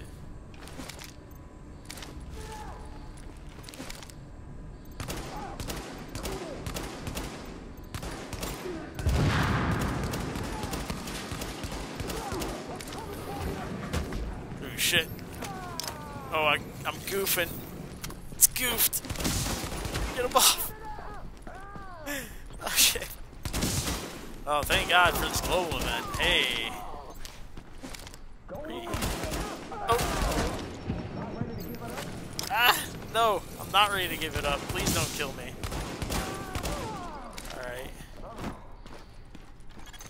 Hostiles moving out of proximity. Oh, shit. They're running away from me. Lowering to acceptable levels. He's not running away from me. Hell yeah. Alright, well, we got one of them. So that's what, 3.5. So 6, 7 bosses. 7 bosses. Hey, 10 minutes, 7 bosses. Tell your friends. That's pretty good. And plus, if you're in a location and you just cleared it, right? The naturally occurring bosses and stuff will start spawning in. So don't spend a whole lot of time in your inventory. But that means more points, right? So I'm here, and then I'm in DZ... what is this? This is 8 or 9. This particular location could have multiple spawns of bosses. It's like Opera House and whatever. So you can do two more bosses at this particular location if you end your run here. Should be spawning in. Let me jump into my inventory and endanger myself. See how that goes. Tempt fate. There we go. There it is. See? All I had to do was, you know, fuck it up. Alright, there's damage. Because I hit a critical spot. I'll show you real quick how this damage starts stacking up. Alright, that's stability, because I hit the body. Headshot stability. I hit the body, so that's headshot damage, but Deadeye doesn't do headshot damage, unfortunately. Which is why I like it more on Sentry's Call. Isn't that a shame?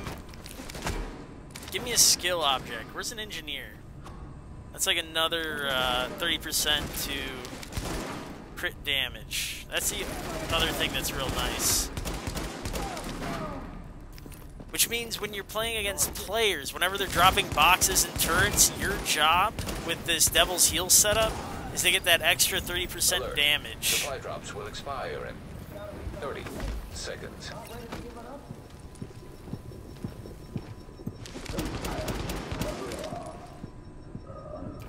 Yeah. Yeah, the thing is, Striker is a responsive range build, right? You have to land hits. You gotta be in their face. Like, it's all about numbers and volume and speed. Like, that's rough. That's a tough life to live, my guy. I'm gonna hang back here, and I'm gonna land, you know, a couple shots, and I'm gonna put the fear of God in them. That's Alert. that's what I'm gonna do. That's all I gotta do. Hey, look, respawns. So I'm getting 2 bosses. So that was what, 7 bosses? Now I'm up to 9. We're doing 9 bosses over here. That's a lot of damn points that I'm not earning because I'm at max points, but I'm just letting you know. Showing you this is how many you can get. Oh, there's damage. Damage everywhere. Ugh.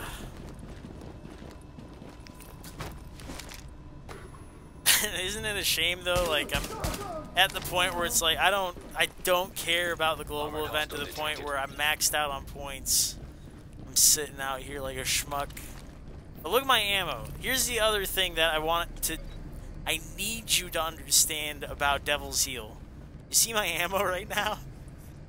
Do you see this nonsense? 69 remaining in my my pouch. Like, I can spam all day.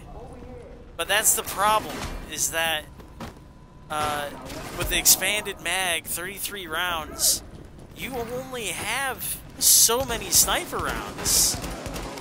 Right? They just don't... You don't have a high capacity, even with all the rolls. All the rolls for ammo. So backpack, chest piece, even if you got both of them, you're in for a bad time if you're inefficient with your DeadyEye. But with Devil's Heel, you're like, I just want to spam. I just want to spam. You're tempted. You're tempted just to spray all day, and you're gonna end up with like 42 rounds in your 42 rounds in your bag, and you'll be like, well, this is getting kind of intense. Oh, this schmuck. Getting kind of intense without any of these bullets, but then you pick them up and you're alright again, right? You just gotta make sure you're running around picking up ammo wherever it drops, because you run out fast. Anytime you're running the same ammo type in your primary and your secondary, I'm sure as a striker player you probably have run into that on occasion if you've run double AKs, like lightweight and say like a bullfrog, or double lightweights. I'm sure people have done that before. Lightweight bullfrog or lightweight warlord. I don't think warlord works on it anymore, except unless you already got the stacks, because it doesn't shoot fast enough to get more than like 15 stacks. Oh my god, Striker is such a weird spot right now as a build. It's still good. It's so good still.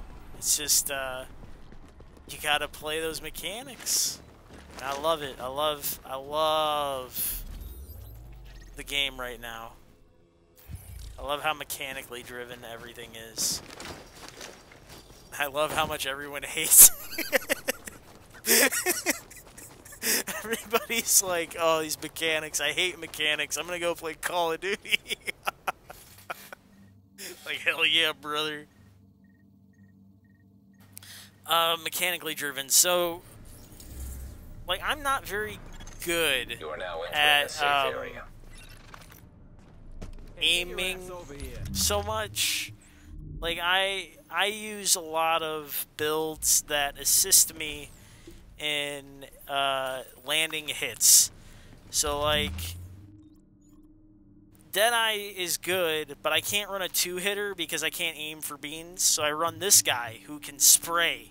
I shoot down a hallway, and they're trying to zigzag and dodge my bullets, but it doesn't matter. I'm pumping out so many bullets. I need only like a quarter of them to land to kill them. I have builds like Lone Star, where I have 100 rounds in the magazine.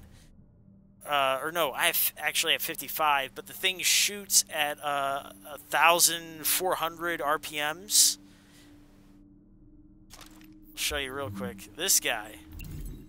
So, like, we got 1,111 rounds pumping out of this big owl, but it procs Berserk, and it gets another 30% off of the base, which is another 300. So it's actually getting up to 1,100 or 1,400.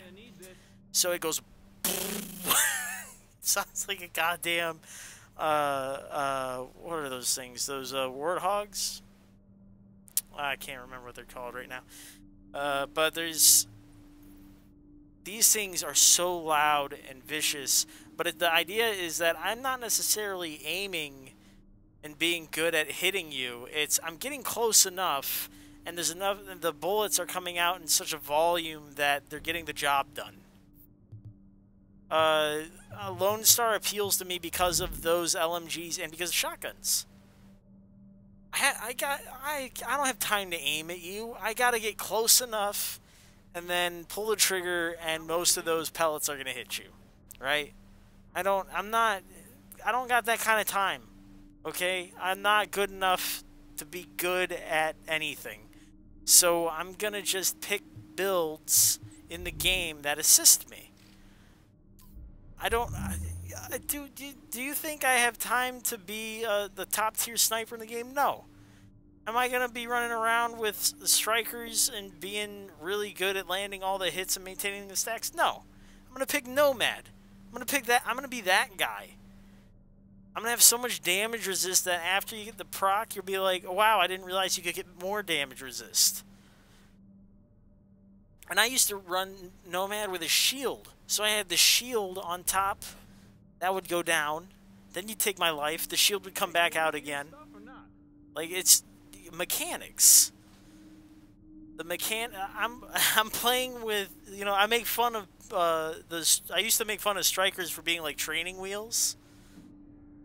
You know, because it was way overpowered. But, like, I'm running with, like, I'm riding on a goddamn big wheel, and everyone else is on their bicycles. I know what I am. I know exactly what I am. But the thing is, this game lets you, right? As long as you're smart about it and you play... Here's the caveat, right? I can play the Lone Star, right? But the problem, in comparison to something like your Striker build, is that I am wed to my mechanics. If I get off cover with my Big Owl's useless. Big Owl, it's literally called cover shooter.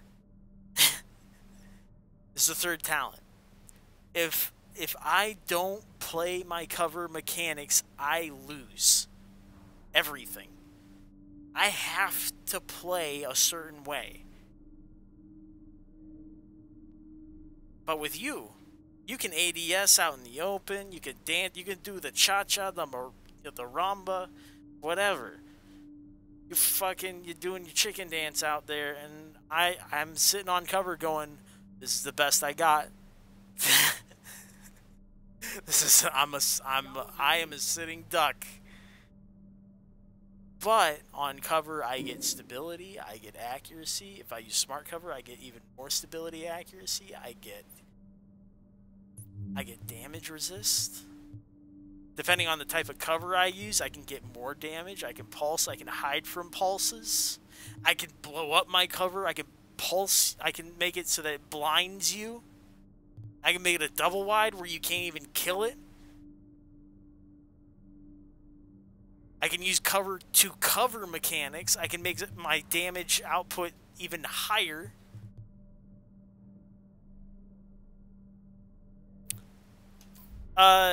Smarter can hang with better. Smarter can hang. It's not necessarily that I'm gonna win. I don't. I do win on occasion, but I have to play crafty. What do you think I do at supply drops? I'm not gonna win that 2v1. Not normally. What did I do? I kicked out one person. So let me just walk you through that kickflip real quick. Mechanically, you're on my team, right?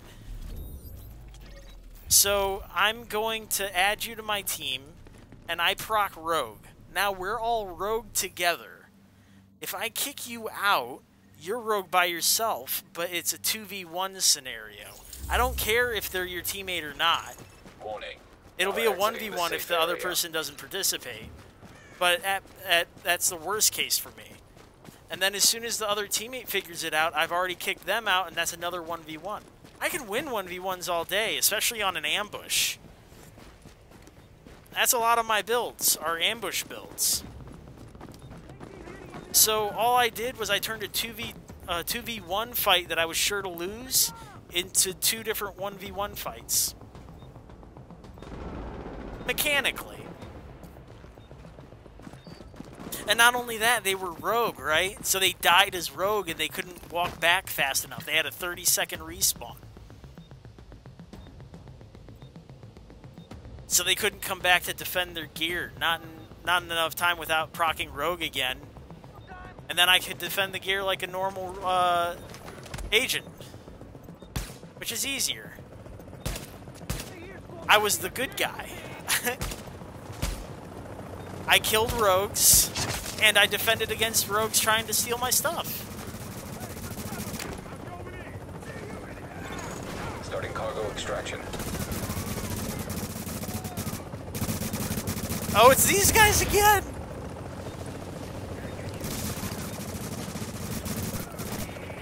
I'm not gonna give him the chance.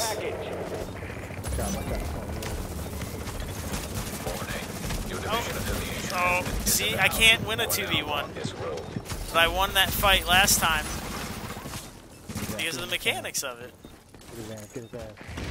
30 seconds till They really should cut my rope. They really should cut my rope. Ready to bring it on board.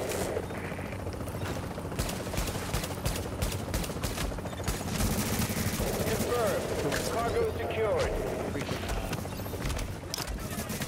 Sentry's call. It's called Sentry's call. But they're gonna get their stuff off, but I got mine off. Mine's the better stuff. Hey, there's nothing wrong with smart cover. I got my stuff out, that's what counts. Ah! And the thing is, those were the guys I had flipped earlier. It was so you see, I can't really win that fight.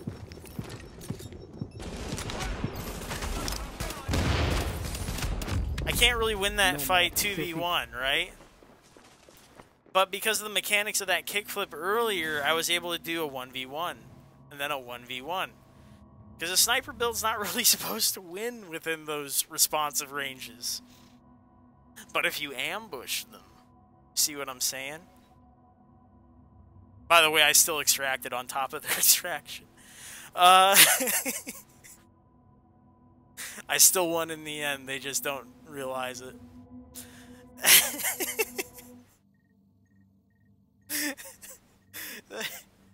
but that's... Those are newer players, and when you... The thing is, even if they're not newer players, people don't react well to surprises. Especially on a kickflip.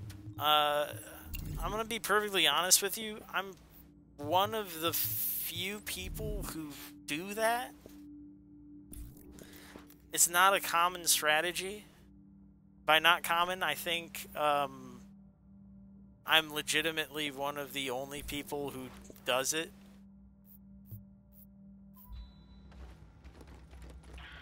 Yeah, the delay helps.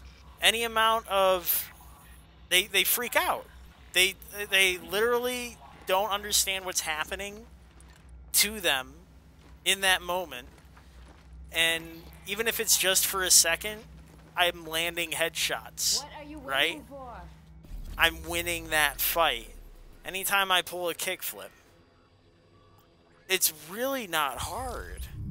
And especially because of the way I do it. I take party lead, so I kick them out one at a time. And the thing is, I only have to win the first fight, right? And I didn't even win it the first one. But you win the first fight, you can cut the rope because you killed one person. They're gone. They're off the team. As long as their stuff is on the rope, you can cut that rope. Your stuff is on the rope. Who cares? You cut the rope. You kick the next guy while he's trying to pick up his stuff off the ground. He's distracted. He's like, oh no, that rare drop. Oh no, that thing I wanted. And he's like sifting through the trash that just fell on the ground, but he doesn't realize he's already kicked out the group. And you kill him too. Yes, it's like that. It's like that every time. These kick flips are not hard. And they're really, really beneficial. You can get so much gear so fast. That's why I'm hoping in the next game it's still possible. Because I'm going to be the most geared out motherfucker in the game faster than anybody could ever be. Because the mechanic for kickflips wasn't available right from the start in this game. The rope cuts and stuff, they didn't have rope cuts right at the start. They had to introduce rope cuts. In the next game they can be in right from the start. Could you imagine? The thing is, right now everyone in the chat hanging out being buds, I appreciate you. You're not the first to see this. I have shown others. I have taught. I have taught. And I'm hoping they come back for Division 2. Because a lot of them left because it got boring, right? Because a lot of this is based on the need, the greed for gear. And, you know, they stopped making gear important. So a lot of people started getting bored with it. But if this mechanic is available, if trust, if betrayal, if all this... Wow, this is a fucking... That's sick. Hey, throw that in there. If all of that is still available to me as tools, as weapons, then there's going to be a good harvest come this March. It's going to be good. But we'll see. I mean, they still haven't really shown anything on the Dark Zone yet, so I won't get my hopes up. Chances are they completely fucked it, but I'm going to keep doing what I do because you know what? First thing I saw anybody do in this fucking game, in the Dark Zone, was betrayal. That was the first PvP trailer for the Dark Zone. There was two groups cooperating up until the extraction, then one betrayed the other, and then another betrayal within the group. Oh, it was good. It got me going. I was like, yes, yes, this is what I want. This is the Dark Zone I believe in. And everyone's like, I see the comments all the time on those videos, because there's like two of them. What are you waiting There's the Montreal version, the Canada version, and then there's like a US version. And it's like, oh, why don't people play like this? Why don't people play like this? And I'm like, dude, because people choose not to. I play this every day. This is how I live my life. Yeah, and that's the thing too, is like, it's sickening when people do it in real life, when they take advantage of others and shit. You know, of people who don't know any better. This kind of gives you an idea of that mindset, it's still fucked though, right? Like, I really shouldn't. Like, if I was a cooperative agent and I was looking out for the betterment of the agency, like, I wouldn't do this shit at all. There's what the real life application here is not to be a dunce, right? Because if anything, if you watch any of my stuff, anything that I do to people, you know the warning signs. Oh, someone's being a little too nice. Why did I get that invite? Where did this email come from? Why am I about to be fished for everything I love that's dear to me? You know, if I click on this, if I accept this, if I, you know, this feels like a scam. This is too good to be true. You know, people walk into the dark zone and you're like, hey, can I be your friend? And they're like, yeah. And it's like, we're in the dark zone. This communication, this should not be happening in this moment. There are times where it's reasonable for it to happen, but it's temporary, it's brief. It shouldn't be a lasting thing, but people seem to think, like, so supply drops, right? So, like, a supply drop happens up here. I run to it, you run to it. I'm like, hey, stop. Instead of us competing for this, let's team up. That's reasonable. But after that supply drop is gone, we should part ways. But no, people stick around. They're like, yeah, we have similar interests. You helped me get this thing. It's like, no. No, I picked the easiest route for me getting this box. It was to get you to not shoot me. Just because you benefited from it too does not mean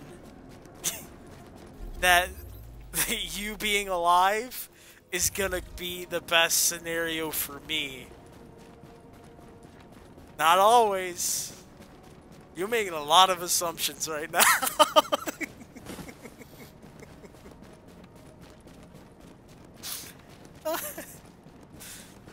Remember that video with me and Mr. Meme the other day? It's like, man, people make a lot of assumptions when they're getting manhunts together. Because you think about the manhunt mechanic, you know, I benefit from turning in my manhunt, but do I benefit from you turning in your manhunt? Not really. You're the only one who gets boxes from your manhunt. I don't get boxes from your manhunt. I don't get points. You know what I do? I get points for killing you. After I kick you from the group right at the check-in station.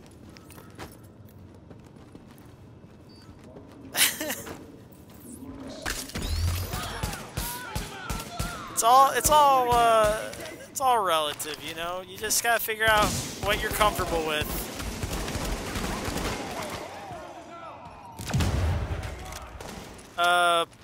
No, tonight, this is about as late as I go. 3 on the East Coast. So it's like 2:30 now. I'm getting woozy. But I've been, like, chatting up a storm, so, like, I've been energized off of the adrenaline of yapping about a game. You don't understand. I get energy from talking about games. I can be on way earlier than this. The thing was, I was on Black Desert Online earlier today, and I don't know if I can even stream that very much. 'Cause I'm learning way too much too fast, and it's so slow. I don't know if it's safe to stream it yet.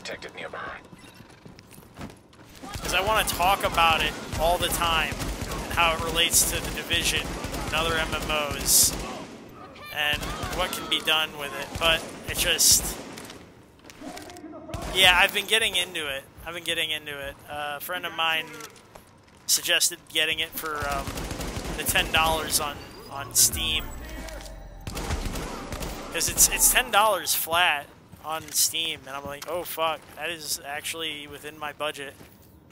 And it reminds me so much of another MMO I like to play, but I could never get into because of not only the cost gate, but because of the learning curve on it. EVE Online. Oh my god, it's like, it's as if you reskinned EVE Online with a fantasy, like, MMO skin, and then did even more with it, cosmetically. Just made it so pretty. And it's got, like, the thing is, it has, like, MOBA fighting mechanics? Almost, I want to say, for, like, combos and stuff. Like, you gotta hold different directions. Even, well, I want to I'll correct that statement. They're like fighting game mechanics, because you have to hold directions and press different buttons. Oh my god, they're just fucking... The depth and breadth of that fucking game. Area has been secured. Yeah. Isn't that the crazy appeal of The Division 2? Isn't it? Like, because people were like, I like MMOs. Division looks weird for an MMO. I'm gonna give it a shot. And people are like, I liked Rainbow Six. I'm gonna try this MMO-y looking Division because it's a shooter.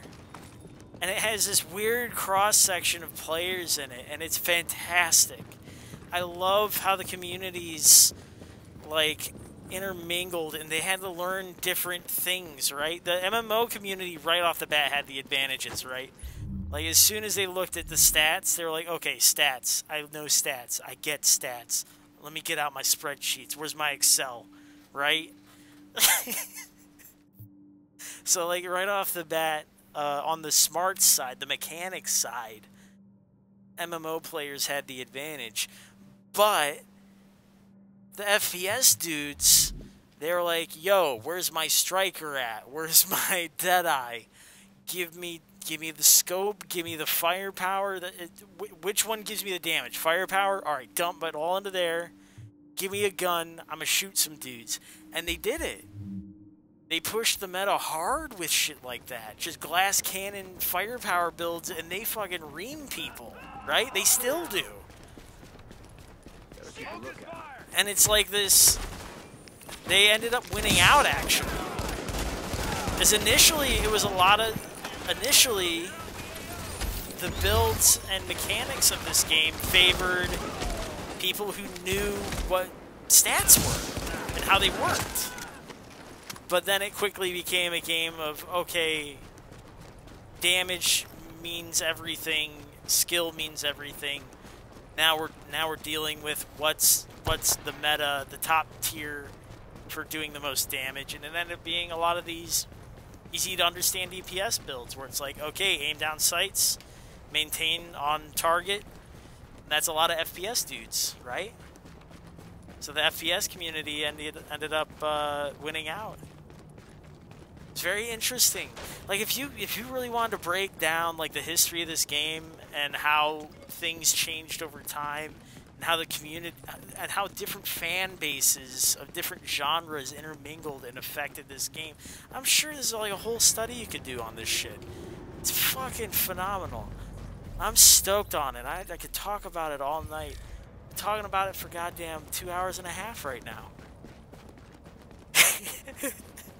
And I could keep going. I could keep going. You don't understand how much I love this fucking game. And the thing is, this isn't even, like, what I wanted.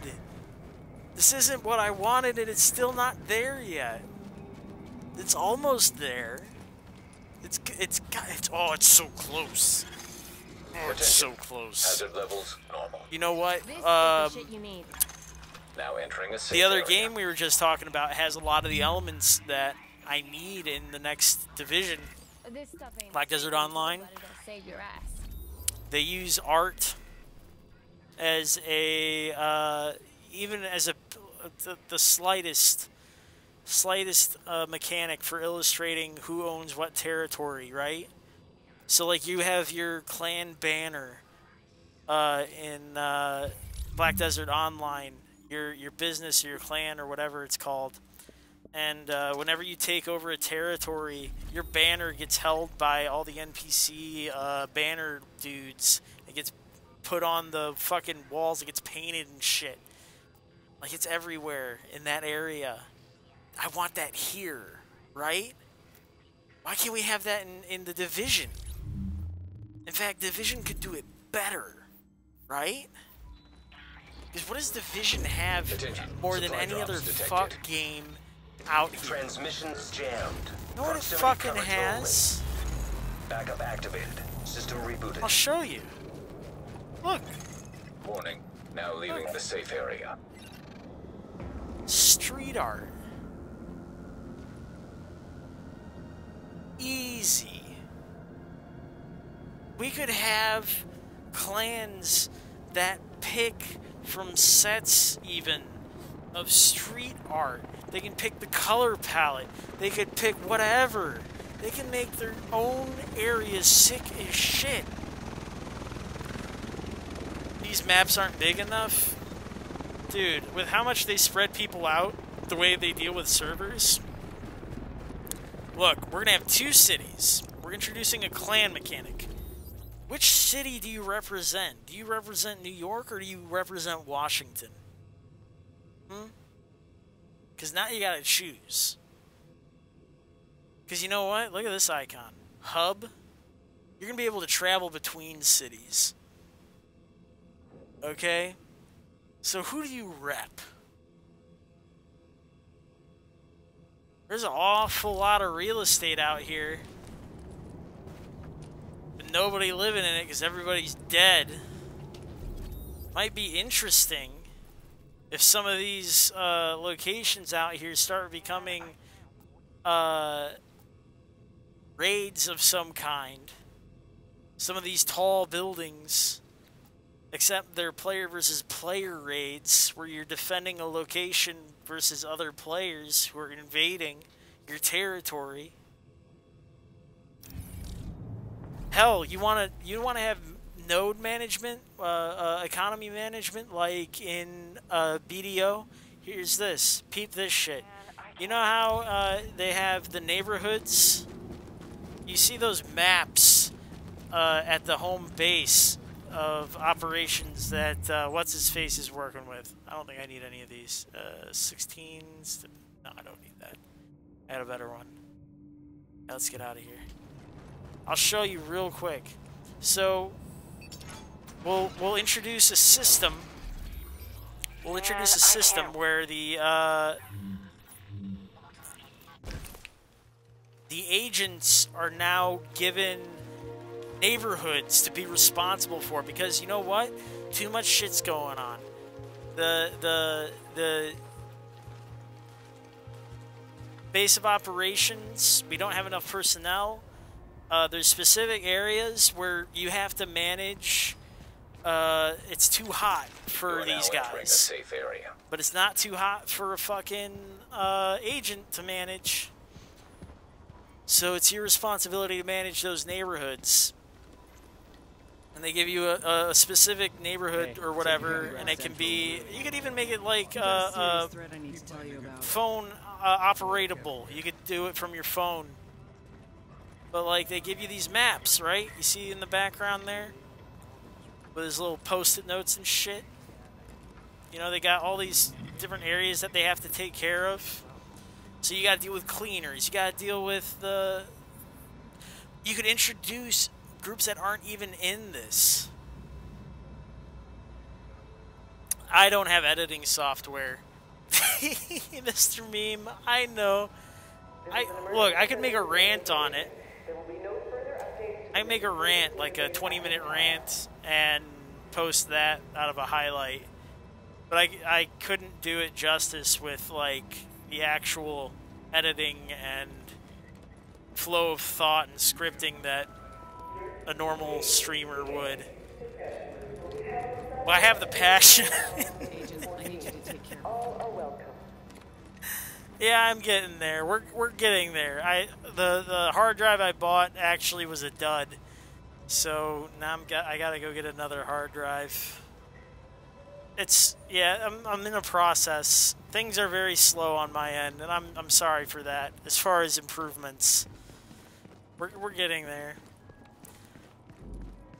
Oh yeah, I'm aware. I'm aware of the alternative avenues for editing software and things. No, the thing with Division is that there's so many examples in other MMOs of things that they want to add. Clearly they want to add, because they're adding the clan mechanic. They've dabbled with survival. They dabbled with the PvP stuff. They know kind of what they want to do, but this whole thing was a goddamn experiment. This whole first game, and I still love it for what it is. Do not, I repeat. But this next game, their sophomore game. Hey, you better bring the noise. This better fucking happen. This is the real deal. And the thing is, they gave you this base. This isn't even your base, right? Fuck this base. Fuck these people. I want my base. Especially if I'm gonna have a clan. Give me something like Phantasy Star Online, where I get to fucking build up my own base, where it has an effect on the gameplay. Guild Wars 2 did the same thing. They made the guild base a raid that you had to clean it out. You could do the same thing here. Clean it out. Clean out specific sections. Build it up. Get bonuses to the clan for PvP, for PvE, where everybody can contribute, whether they PvE or PvP, right? We're all equals here. We all can contribute. We're all involved. We're all agents.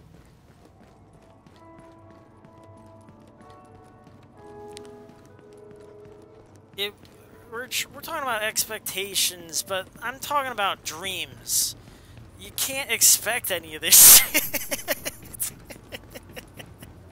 The problem is I know better. I've played this game for 3 years. I can't expect anything. You want me to expect... Look, they have this shit in this game. You want me to expect them to fucking do anything that I just said? Look at this shit. They put a random number generator for fucking cosmetic items. Alright?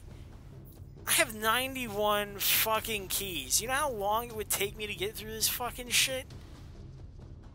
Just let me spend them. Don't make it a fucking minigame where it's like a roulette. No. This is dumb. This is a waste of time. I want to play your game. I don't want to sit here playing slots. Fucking dumbest thing in the fucking game. But you have to do it to get the cosmetics and the emotes and all this other stuff that makes your character unique. Right? They have to hide it in here instead of letting me just fucking... I have 100 credits. Let me buy them. No. Dickheads.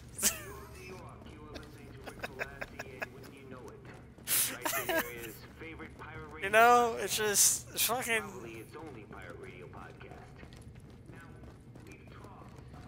Rend? I have not. Is that a game? Oh shit. This is a good season. Oh boy. Look at this shit. Lone Star is really strong right now, by the way. Because of the global event. Good for PvE. Oh buddy, look at that shit. And technically... Predator is too, because you get the reload speed buff. Technically, quote unquote. Not no one gets Predator's mark for the reload speed. Shame. It's a shame they don't get Predator's mark for the reload speed. Mechanics. I appreciate your reload speed, Predator's mark.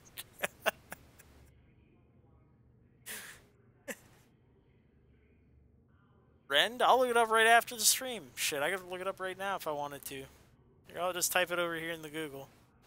Rend, MMO. Is it MMO? Rend game. I'm just gonna game. Rend gameplay. Rend on stream. Alright, good. I got it over there. I don't want to fuck up the game too much, so I'm just gonna leave it open on the side. There you go. I'll look at it. I'll look at it afterwards. I want to stay focused. I want to end the stream spending some points real quick. You know what? Out of everything here, especially if you're looking for new stuff, the sets I would prioritize. Predator's Mark and Lone Star are probably top tier. Reclaimer is probably the lowest out of, to be honest. Reclaimer is the support build, but no one plays really static anymore. It's kind of hard to get Reclaimer to work without a really cooperative team. But if you think you got a squad, if you think you can get some schmoes to work with you, Reclaimer's really good. Especially because of this Predator's Mark. With everyone running around with Predator's Mark, Reclaimer's really good. Hide your box, hide your kids, hide your wife. Prevent those bleeds. You know, widen that shit. Make it count.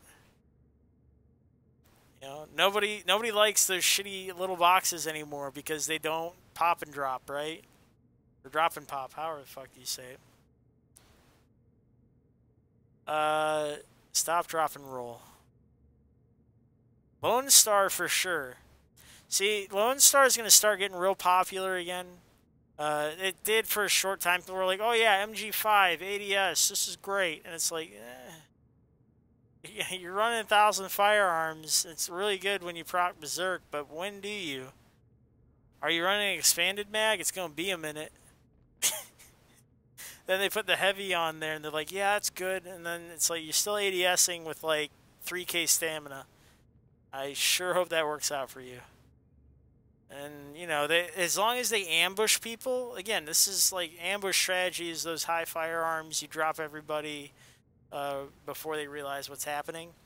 That'd be great. But the thing is, nowadays, you're dealing with a lot of those nomads. You're dealing with Predator's Mark 9K builds. You're dealing with Striker. Striker's making a comeback. So, like, you gotta play interesting. Oh, yeah, I'm sleepy, too. Let's call it quits. Let's get it out of here. I was just giving you a heads up on what you should be prioritizing in here. I would do Lone Star and Pred first. Reclaimer if you want to be a healer friend. And Firecrest is probably the... I love Firecrest the most. This is the most mechanically complicated and best out of all of them. The best mechanical build. But that makes it the worst because it's too complex. It's hard to fucking pull off. It's got the same weaknesses as Predmark except worse. So, probably the last thing to get is Firecrest. Let's get out of here. Let's call it quits. It's time to go. Oh shit, West, you subscribed and I didn't even notice. I'm so sorry. West, I appreciate you. Best gear in the yeah, Mr. Meme, thank you for coming in and checking it out. Glad you came to hang out. I'm sorry I started so late. I should have been on earlier. It's just, I had a busy day today. Yeah, GG's. I will be on tomorrow. I actually got to set up the Hunter's Faith. I might do Division tomorrow, I may not. I'll definitely be on for Thursday, but for sure. Let's hang out again. You guys have been great. I want to thank everybody in the chat there. Avocado Bodado, Commander Root, Electrical Skateboard, Little Bucci 19. Hey, welcome. I have not seen you before. If you've been here before, I'm so sorry I've missed you up until now. I appreciate you. Nine-tailed. Hey, it's another new name. Hey, Nine-tailed, what up? Positivity Bot, the robot with a heart. Slow, cool, living in the slow lane, but still very cool. Spectre P. Hey, that's another new one. Hey, thank you for coming in. So sorry if I didn't catch you before. Tade, hey, thank you too. Another, hey. V and K, thank you so much. And Bukopros, yes. I appreciate all of you. And I remember you because I struggled with your name before.